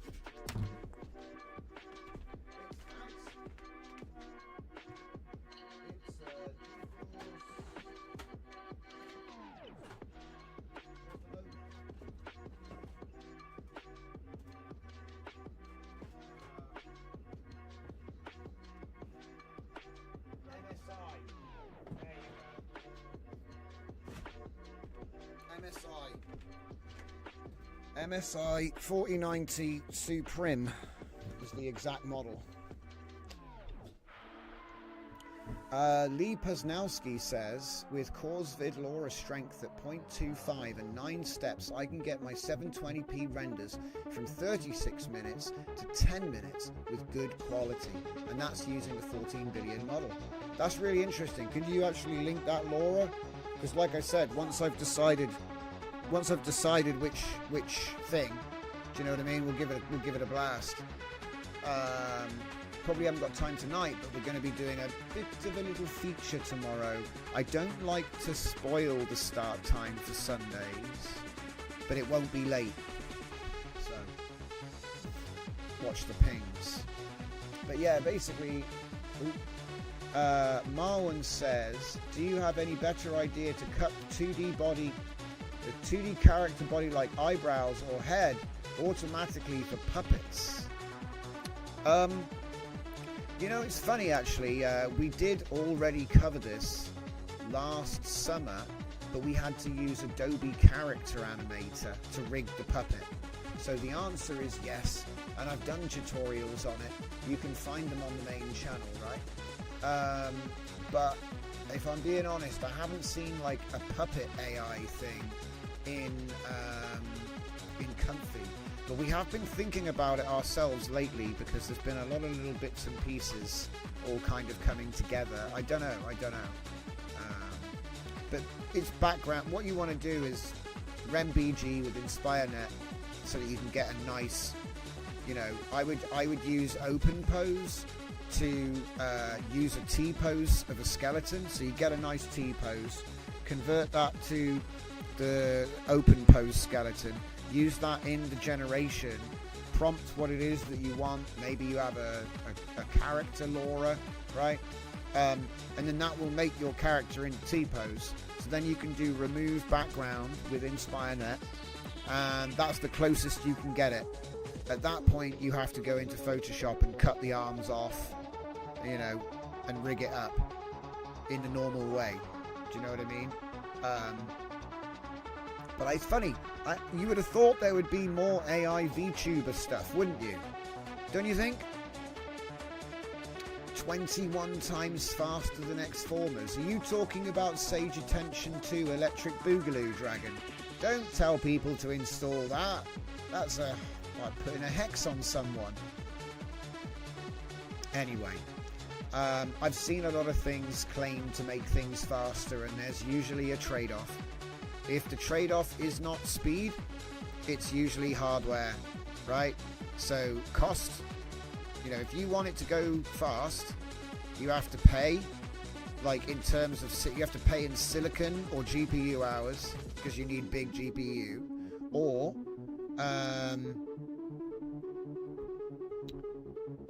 you got to take the hit on quality. I don't want to draw the triangle again. I know you've all seen me do it too many times. But it's like speed, cost, quality. Yeah? You can choose to. It's one of those horrible formulas in life. There must be AI models to do it quickly. I agree with you, Mark. Look, I do this full time, and I can't tell you that I'm aware of everything. Nobody can. The best advice is to search GitHub, because it might be that some guy developed it, published it, no one even knows.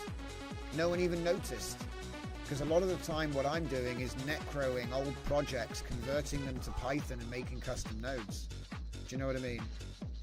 That's what happens a lot of the time. Don't forget to like the stream, guys. We don't exist if you don't like the stream. Well, we do, but you know, according to the eye of the algo, the big algo in the sky. So yeah, the goal is a nice captioning tool. We've got one already that works with images. We're just trying to make it work with video. So what's we saying here then?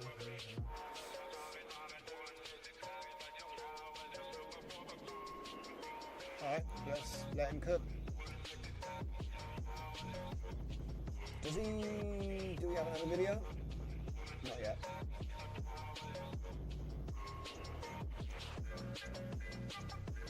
Hey, Crozor, how's it going? I could have sworn I already said hello to you tonight.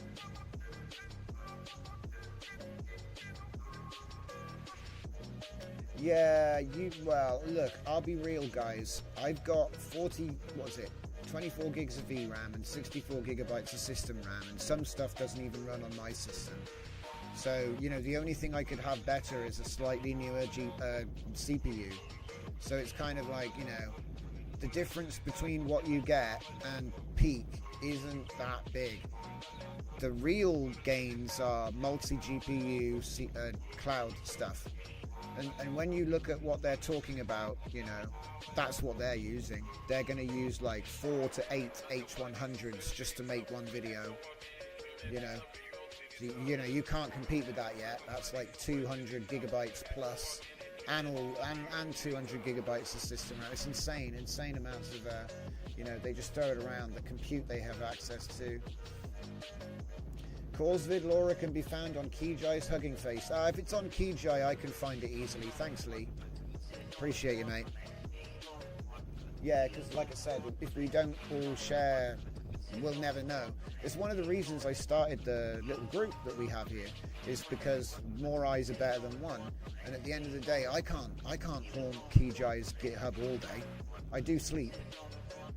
And if one of us sees it and posts it, it's easiest. It's, you know, everyone benefits. Because, like I said, you can't be aware of what everyone's doing. There's like a Kijai in every platform for different things.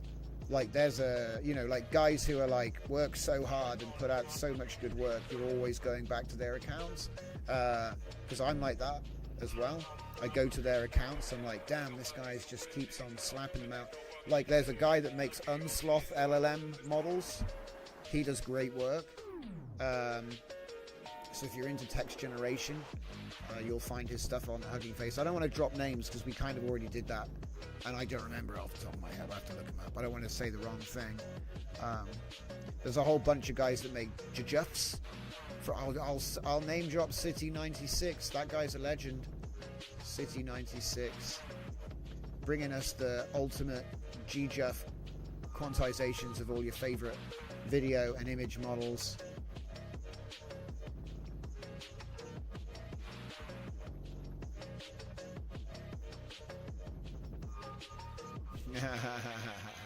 Oh, wait a minute.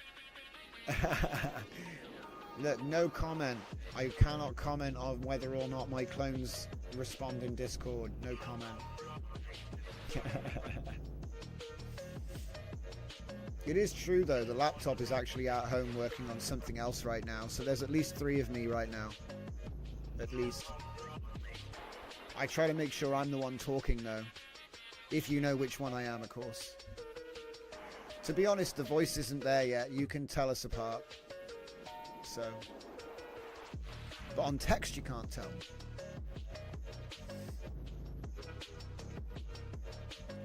Maybe he says yes one too many times. I don't know.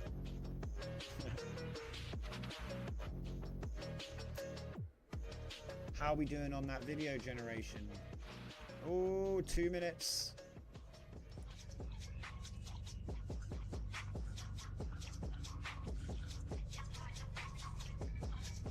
I think we might have gotten our keyboard shortcut back. Yeah, I'm going to be looking into Motion tonight. Everyone keeps telling me to use Motion, but the adverts they have suck so bad. I was watching this advert, right? And it's like, oh man,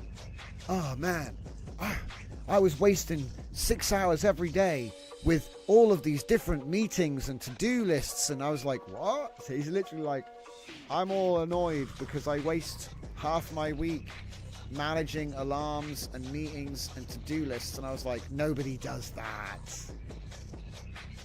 What's happening in VS Code? Oh, we're building a new tool. Okay guys, just in case you joined and you didn't know what we were doing, we're doing a couple of things. Number one, we're testing our video model, right? But we used a basic caption. Every single video clip has the same caption right now. And so part of the curation process is to look at the videos and edit those captions with a template system. And what will happen is, it'll end up allowing us to train a superior model with the same videos. So that's part of, you know, the tutorial on video Lora training, is to give you a step 1, step 2, step 3, and you don't end when you train the model. You actually make it better on the second run and continue making it better like a sculptor. That's how it's done. That's how you get a real kick-ass model. It's never one and done. So and this is something we can do because we only have a small data set with the Lora. It's like up to 100 images max, and with a video it's like, what, 3-second clips. I use about 70 clips. I aim for about 70 clips, and I try to train in 360p because it's faster, less memory. You can train more video, it'll learn more motion. I mean, look at this. Wow, it looks like an actual race, guys. They're actually like speed racing right now. It's so good. And we haven't even taught it anything, so it doesn't really even understand the difference between a white car and a yellow car. How much RAM does it take? Well, that's the beauty of it, Marwan. We actually are training with Civit AI, so it doesn't matter how much VRAM it takes because we're going to be paying for it with Buzz.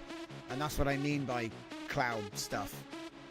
I think you probably could train a WAN Lora on a 4090, but you'd have to take some hits, either in terms of the size of the data set or in terms of the training recipe itself.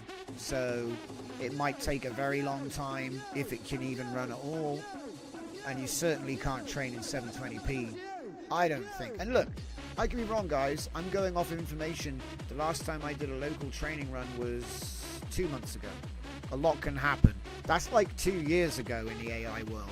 So don't listen to me on that. Check the sources. And we have put up links to those sources. So like, I think their name is like Arrow. Is it Arrow? Fine Trainers. I think it's Arrow Fine Trainers. That's what everyone's using. Or Masubi, which comes from Koya SS, same guy that did all the Lora training scripts. So I'll show you that real quick. Masubi. So Masubi is the one that Civitai is using, and a lot of online websites are going to be using. And that one is this. It can train Hunyan Frame Pack, it can train LTX, it can train all kinds of models. Oh wait, not LTX, sorry. Hunyan WAN Frame Pack. Okay, training Lora's 4. Right? That's number 1. Number 2 is Fine Trainers by Arrow. There they are. So this is a little bit more technical. So if you know what you're doing and you've done online training before, you can get this one into a cloud like a run pod or something even more fancy, and you can go ahead and run this to use like I think this will do multi GPU. Let's have a look. FP8.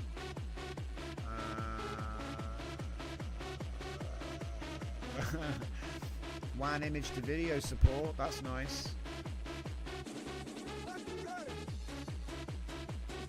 It says here support for FP8, which allows training Hunyan in under 24 gig up to specific resolutions. See, so did they actually crack? So image to video training for LTX video.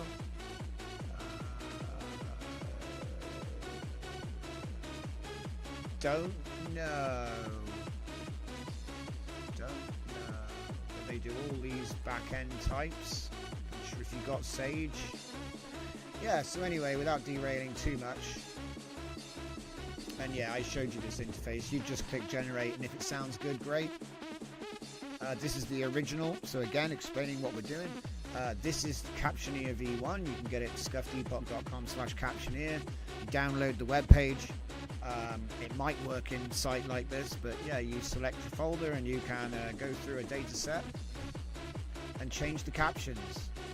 The improvements I'm trying to add are search replace with phrases.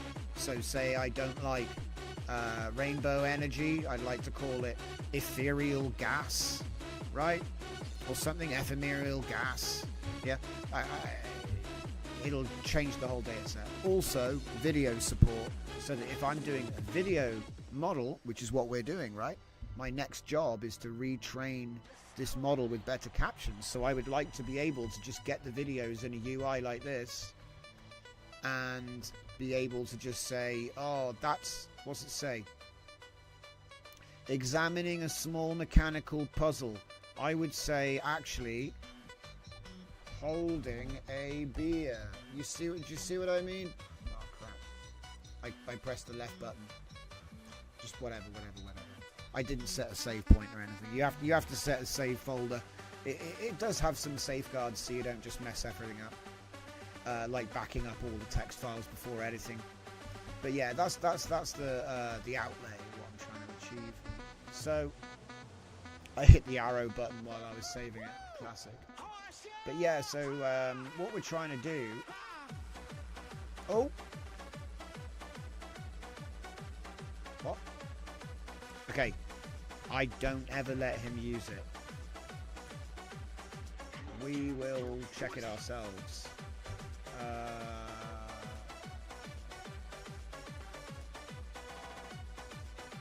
Ooh, search and replace. I don't. Well, do I have to? Okay.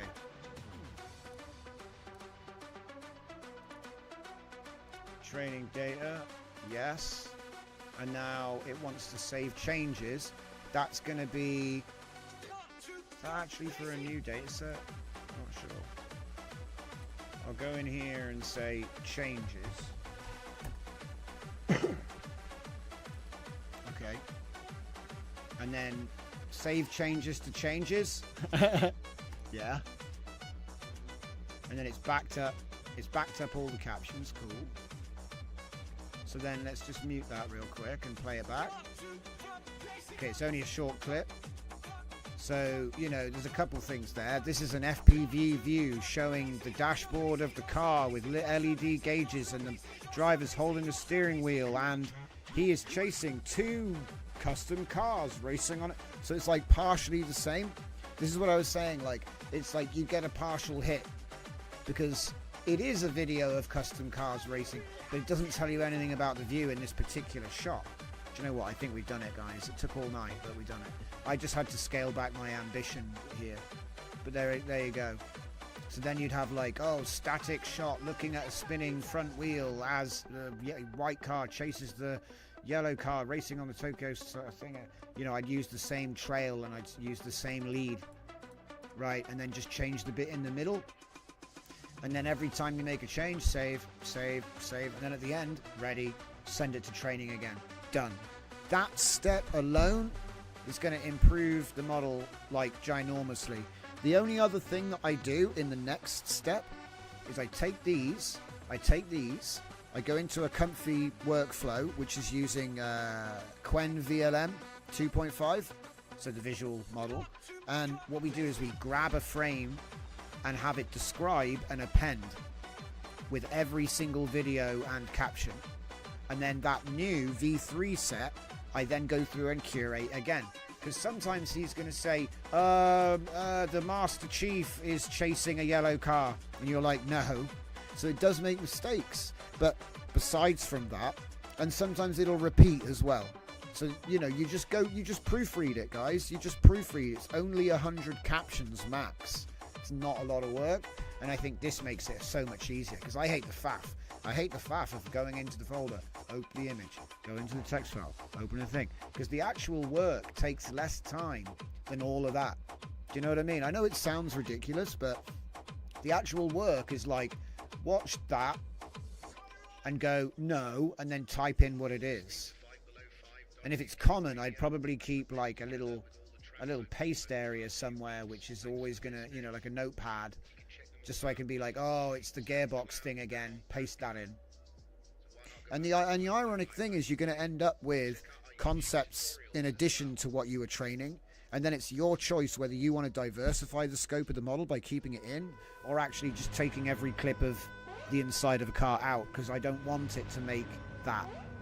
It's up to you as a curator what you want the scope of the model to be. So, like, for example, here, I'll say reverse shot. The car is chasing towards the camera. To try and teach it direction, I want to know if I think you can, because I did it with the other model. But the other model I did, Tokyo Racer,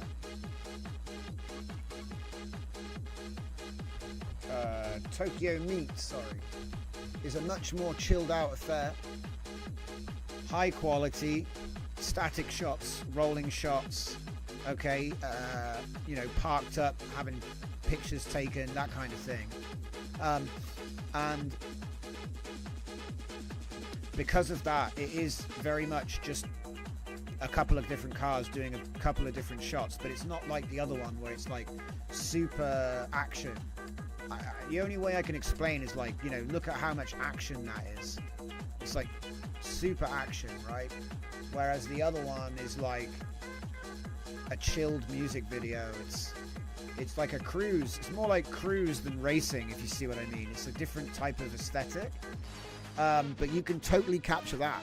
So it becomes a challenge. Like, it comes back to the community once again.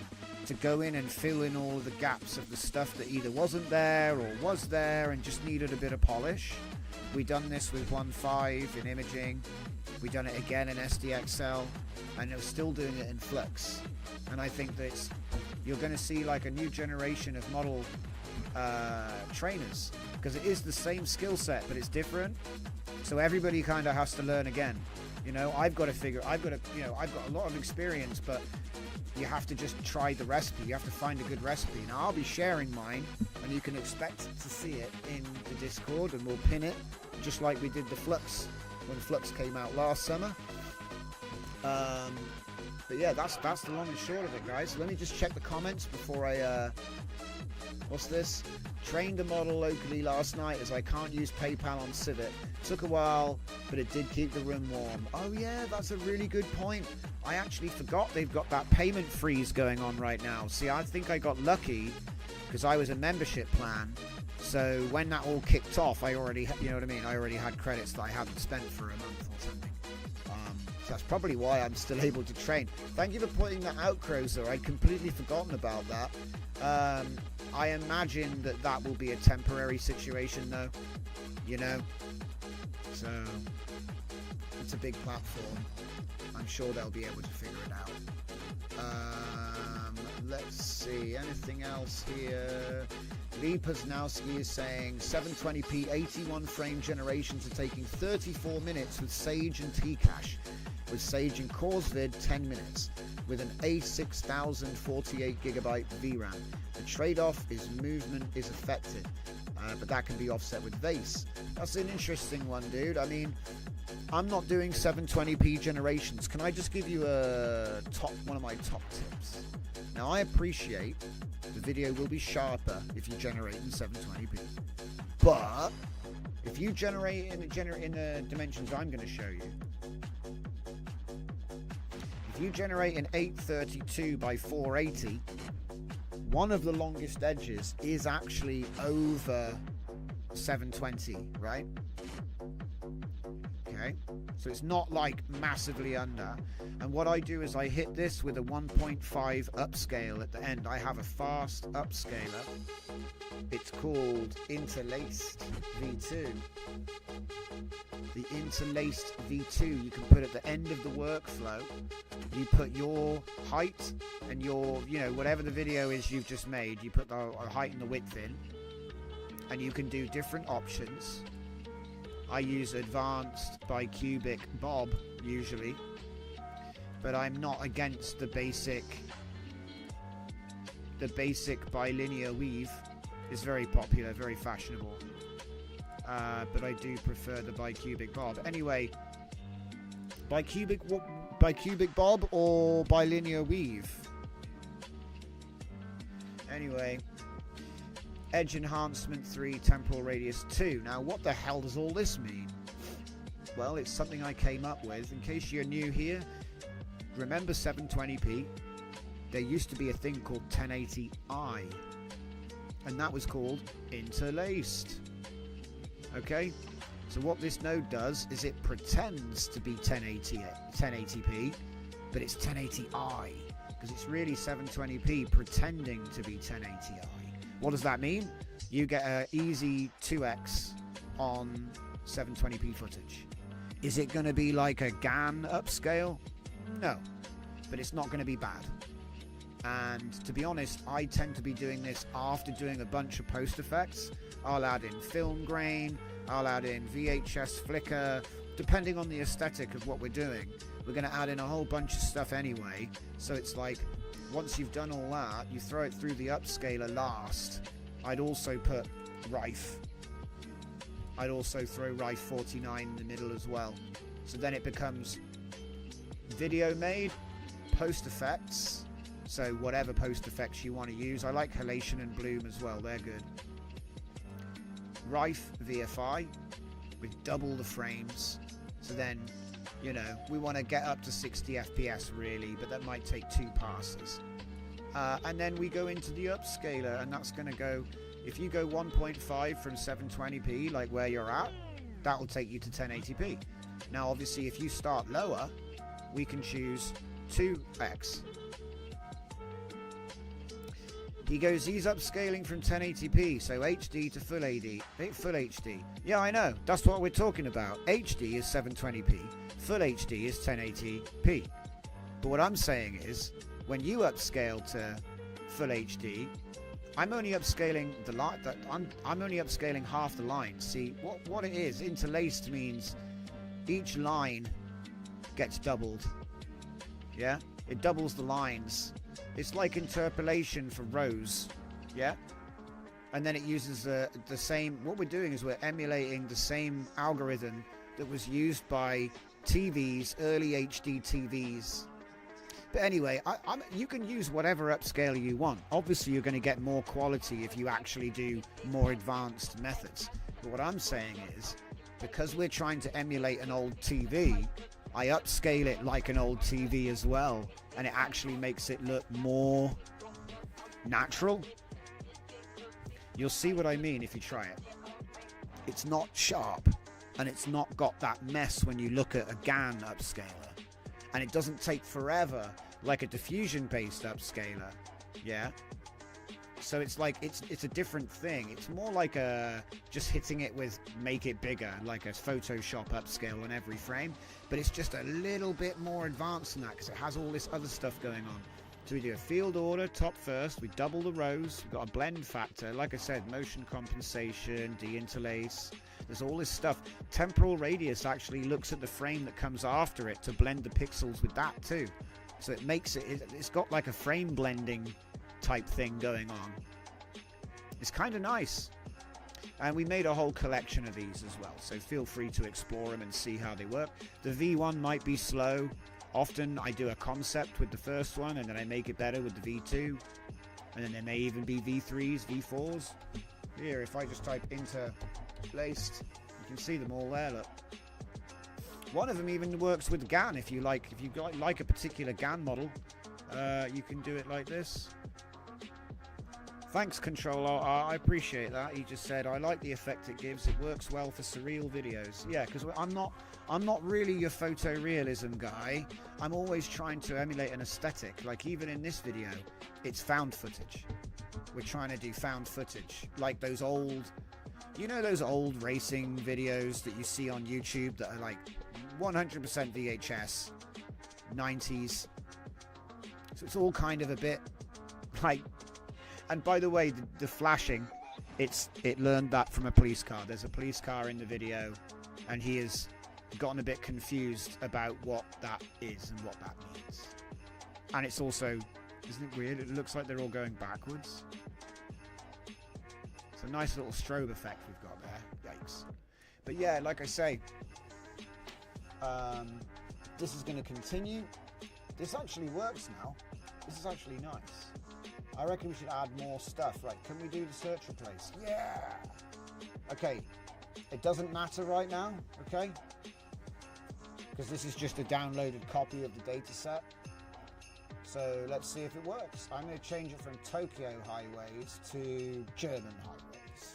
How about that? Tokyo. Well, German's a bit crap. Berlin. Replace all. No results found. Ah, crap. Alright, match whole word. Oh, search. Right. Dumbass. I didn't click search yet, did I? Oh. 56 occurrences. That's pretty much every prompt. Replace. Save the changes. To fork, not the main set. Nice. And I said Berlin as well, which isn't really very good. What the hell's Berlin? So now I got to fix that. Berlin. We'll change it to Berlin, Germany. I can't even spell. Oh no! Don't do that. No. I pressed the button. I pressed the you can't. Right. If you use the arrow keys when you're in here, what I need to do is disable the shortcuts for left and right while I'm in this menu. It isn't, which means, look, it's still changing. But then, of course, if I've done something, it wants to save it, and oh no. So yeah, I need to block the shortcut or something like that. But yeah, it says Berlin Highways. So how about we change it again to LA, Los Angeles Freeway. So we're going to do the quotes this time. Quotes. That's the the feature that we're testing. Oh my god, I just changed the page again. I need to not type, no pushing arrows. So Los Angeles Freeway. Okay. Search first, then replace. Yes. Los Angeles Freeway in quotes. Okay, I didn't ask that. Now it's going to make Los Angeles Freeway written on billboards everywhere. Damn it. Okay, so there's a few things. All right. So how about I change the custom cars? So enter word or phrase in quotes. So maybe I don't need to. Right. Okay. So let's try custom cars and replace it with Japanese saloon. Japanese saloon. So I don't put quotes in the replace with, but I do put them in the search for. And now it won't have the air quotes. Yep. User error. I just didn't need to put the quotes in the other side, so there should be a tooltip for that. Or something. Or put it in the readme. Something. In the instructions, like. So then we go save. Alright, so now we go through all the captions and look at that. They are now, oh, there's one there that's different, Tokyo Highways. I wonder why that one didn't match. Okay, so it either made a mistake or there was something different about that. It's looking good.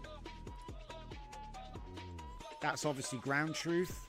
That's actual video that we trained on. And again, this is why sometimes the cars go backwards, because there's a lot of reverse shot chase footage. But it understands what that is if you actually put that in the caption. So if I lead the caption with reverse shot chase footage, do you know what I mean? It figures it out. I already found out what all these terms are, and they're actually in a prompt generator we made in the past for this model on the Hunyan train. But the WAN train is, the motion is so much nicer. It's not as good. The quality isn't quite as sharp. The quality isn't as sharp. And it does seem to go backwards sometimes. But the motion is not better. I think WAN is, I think WAN is the best motion. I know we've said that before. So yeah, Captioneer V2 is going online. It's time to open up the server real quick. Get that done. And then we've nearly done our 100 beats, eh? Let's see, what have we done? Where are we?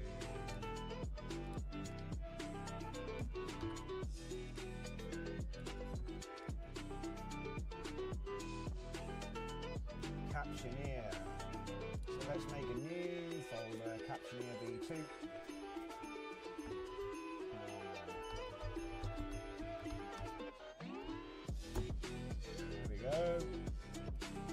Right, now where's this thing at? Is that in? Yep, that's it. Is that it? Really? It didn't even... I love it. So if you don't remember how I told him to be a tryhard and he turned it into this whole thing. So if you were here early in the stream, we told him to go for it. You know what I mean? We said make it in React and go for it. And he did, but then he had some trouble. And look at all this. He's got all this stuff. And the reality is you just keep it simple and he'll just do it. Sure, can we tweak this? Yes, but because we kept it simple, he's not losing his mind. But again, we did tell him to. So there's nothing wrong here. It's kind of what we expected. But this is kind of why we did the Art Grid project as well. To show you that if you let him cook and he's onto a good thread, he can actually make some really crazy stuff right now. Yeah, it's all about ideas again. Good ideas will go far. So I'm going to drop this one into the site. And that should be good. So if I now go to scuffedepoch.com/captioneer v2.html. Don't tell me you got to put a capital V. Yeah, I'm special. I'm special, guys. Okay, so there it is. Captioneer v2, now compatible with video data sets. Now, obviously, as I said at the beginning of the show, security, browsers don't like to let websites write to your hard drive. So it may be, depending on your browser or browser settings, you have to download the HTML and run it locally. Obviously, the best thing about HTML, you're not sure about using my source, go ahead and read it. I give it away under open source because we cooked it with Sonnet in 5 minutes. Well, a little bit more than 5 minutes, wasn't it, guys? But if you remember, most of the demo we did today was actually showing you like what it'll do when you tell him to think. This wasn't even think harder. So let's just give you a quick reminder of that phrase because it's a cool thing to play around with. The phrase is, don't hold back. Give it your all. This has been recommended by Anthropic, and I'm going to show you the source now. There's a couple more things there which I'd like to highlight before we are done. So like I said, Claude is amazing, but you already knew that. And news, introducing Claude 4. No. Give me a minute. As usual, they like have this sort of minimalist website thing going on, and give me a sec.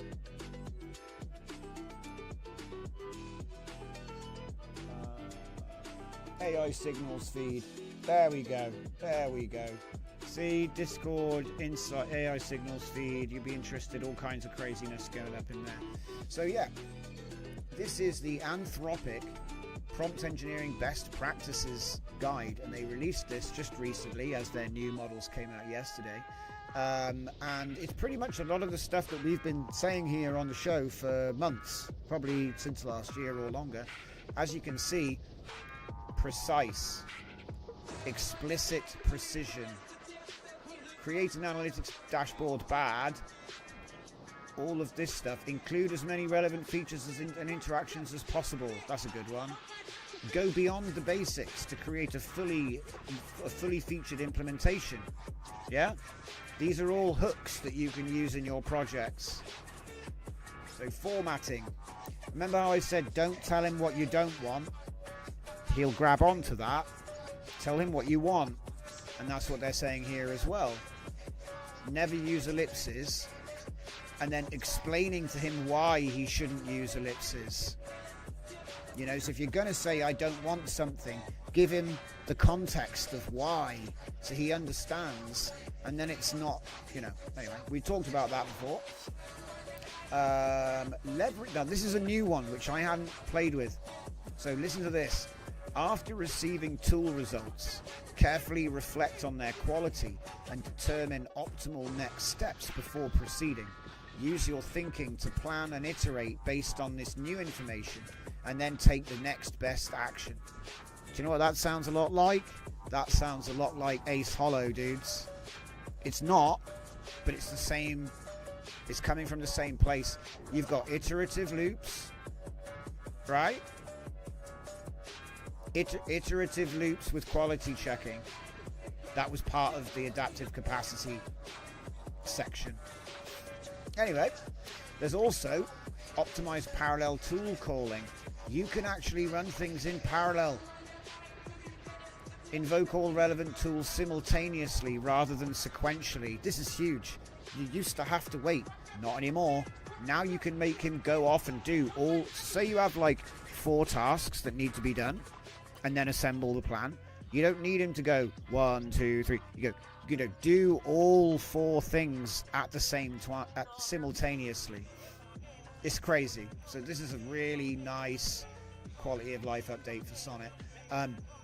More than that, in fact, if you create any temporary new files, scripts or helper files for iteration, clean up these files by removing them at the end of the task. This is a nice one, because how many times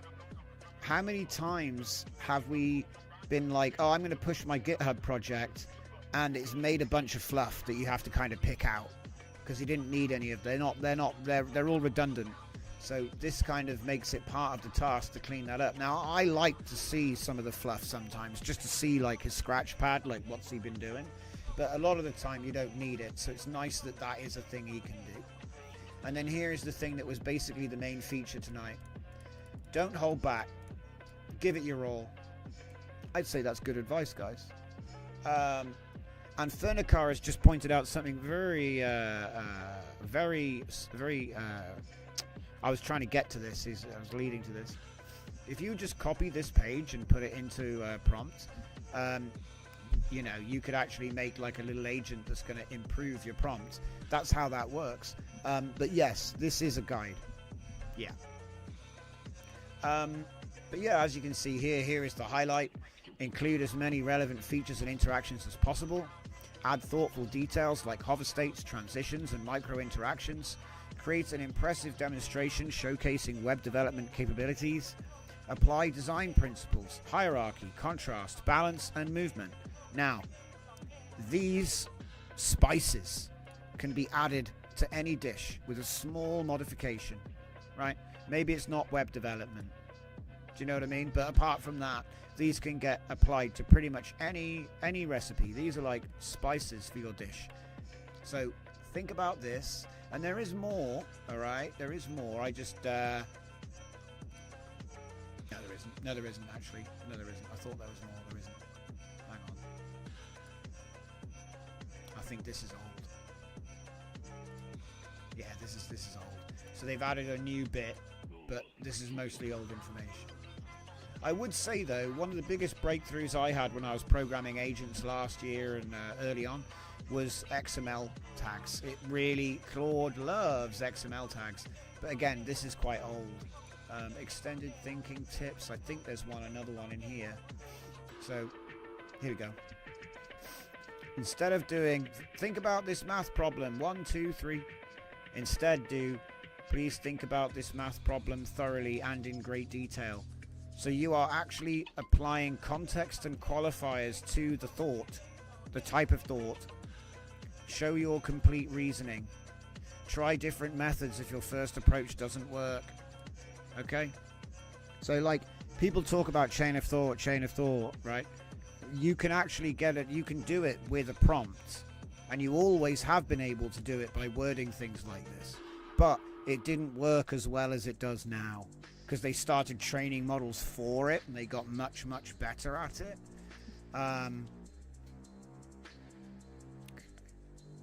It's like the idea of putting thinking tags around the thinking. I've been doing that for a long time.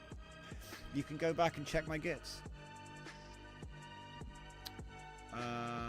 Okay, but anyway, I don't want to get into this. Like I said, I just want to give you a little teaser, a little taste. There it is. We did what we set out to do. Took a little bit longer than usual, but I wanted to show off, you know, you can do it. Sonnet 4, legend, totally worth the pro membership, and I pay for open router credits on top. Now I know I run a show where I'm doing all kinds of stuff every day, but I honestly don't know how I would get a tenth of what I do done without all of these tools. And I know that's useful to a lot of people because that's what most of my work is onboarding them into the new ways of sorcery, the digital sorcery that's available to all of us. Like I say, I'll end on this. I've got Qwen 2.5 VL. I got Qwen 3 quantized. They run on a 4GB laptop. Why are you paying for ChatGPT? Don't need it no more. I would say that if I was able to look at, you know, unless you're coding or making a website or doing something commercial, I would guarantee that almost everything that you do with a ChatGPT, because I'm guilty of this. I'm not like belittling anyone. This is how it is for me. You don't need a rocket engine on a shopping trolley. You can have a shopping trolley at home, just push it around.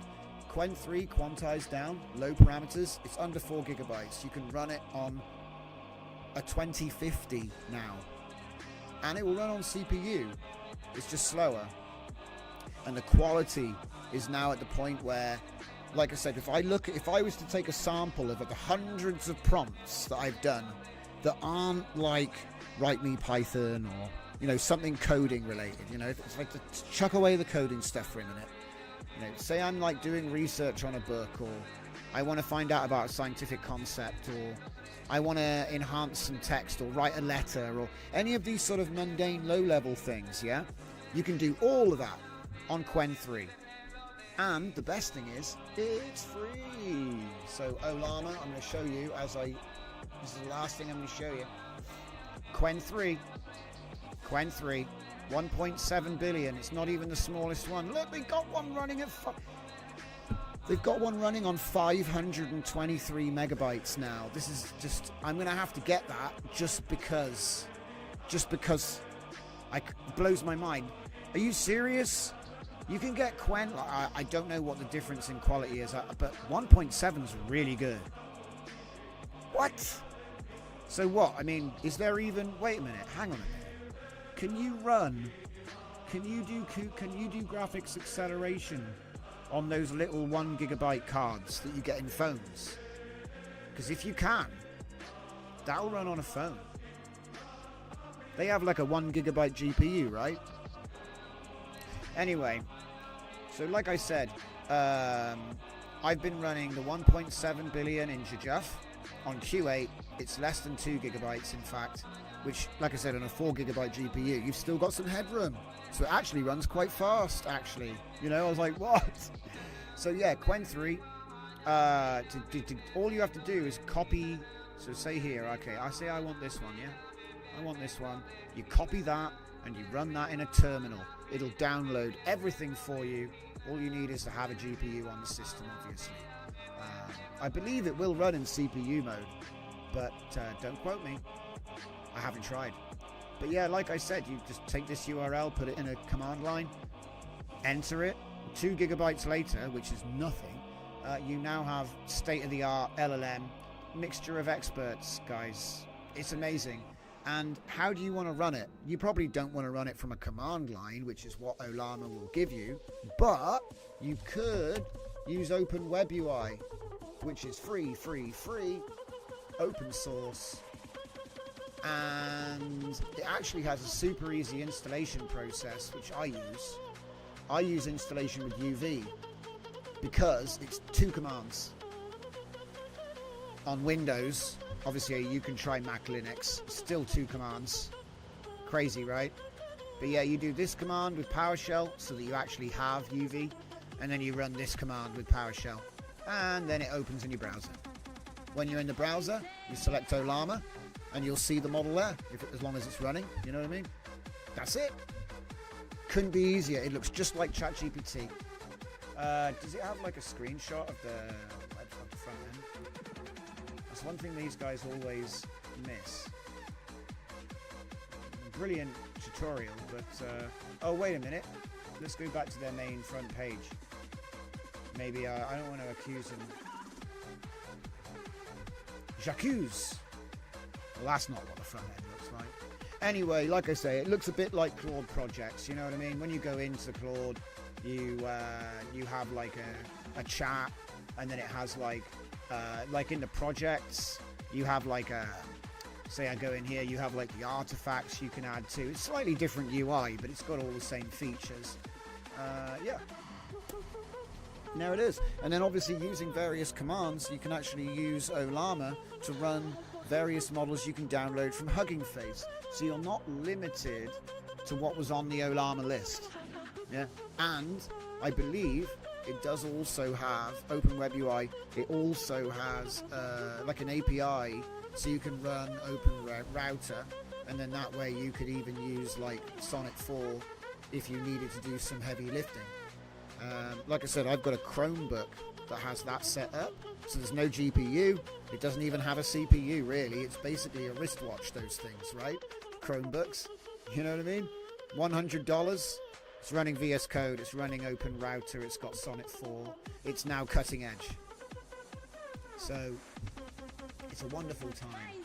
So I just wanted to draw attention to that because, like I said, I haven't been using Claude as much as I used to, and I certainly don't bother with a lot of the other LLMs because I'm sort of like, well, I can do all of that at home now, and it's not even because I have a 4090. You see what I mean?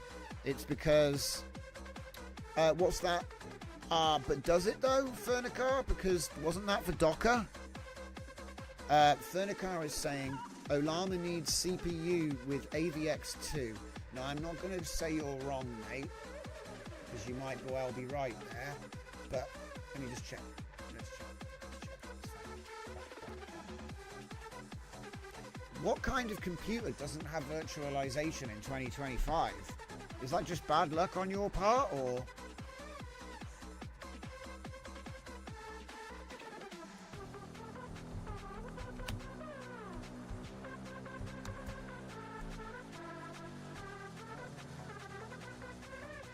Because they are always updating Olama as well. Not detecting AVX2. Running. CPU does not have AVX2, therefore disabling GPU support. It should just... Until now, you can't even run anything. Motherboard, is it? Yeah.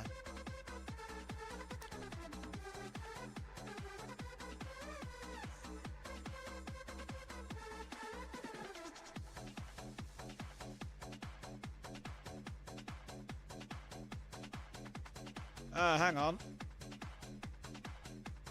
Oh, could you... what about Gagurganov? I forgot about that one. Llama CPP.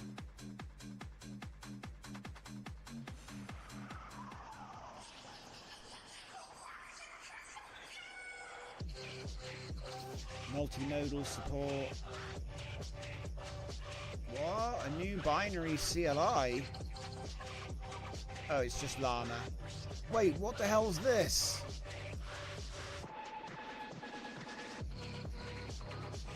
Qwen25VL CLI.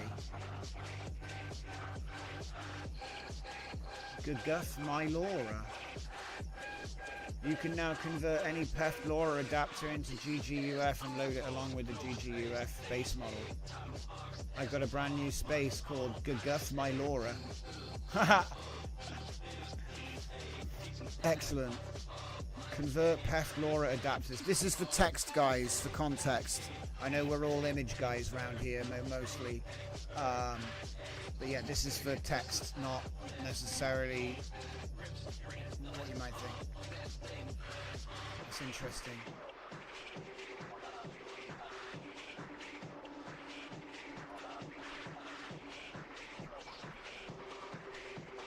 Anyway. We're getting off topic. Thank you very much, everybody. It's been a great show. Hopefully we'll be back. Well, not hopefully. I'll see you guys tomorrow. But yeah, it's been a good one. I've had a great one, like I say. I hope you have a good Sunday. Enjoy your evening. Get the hell out of here. I'm done.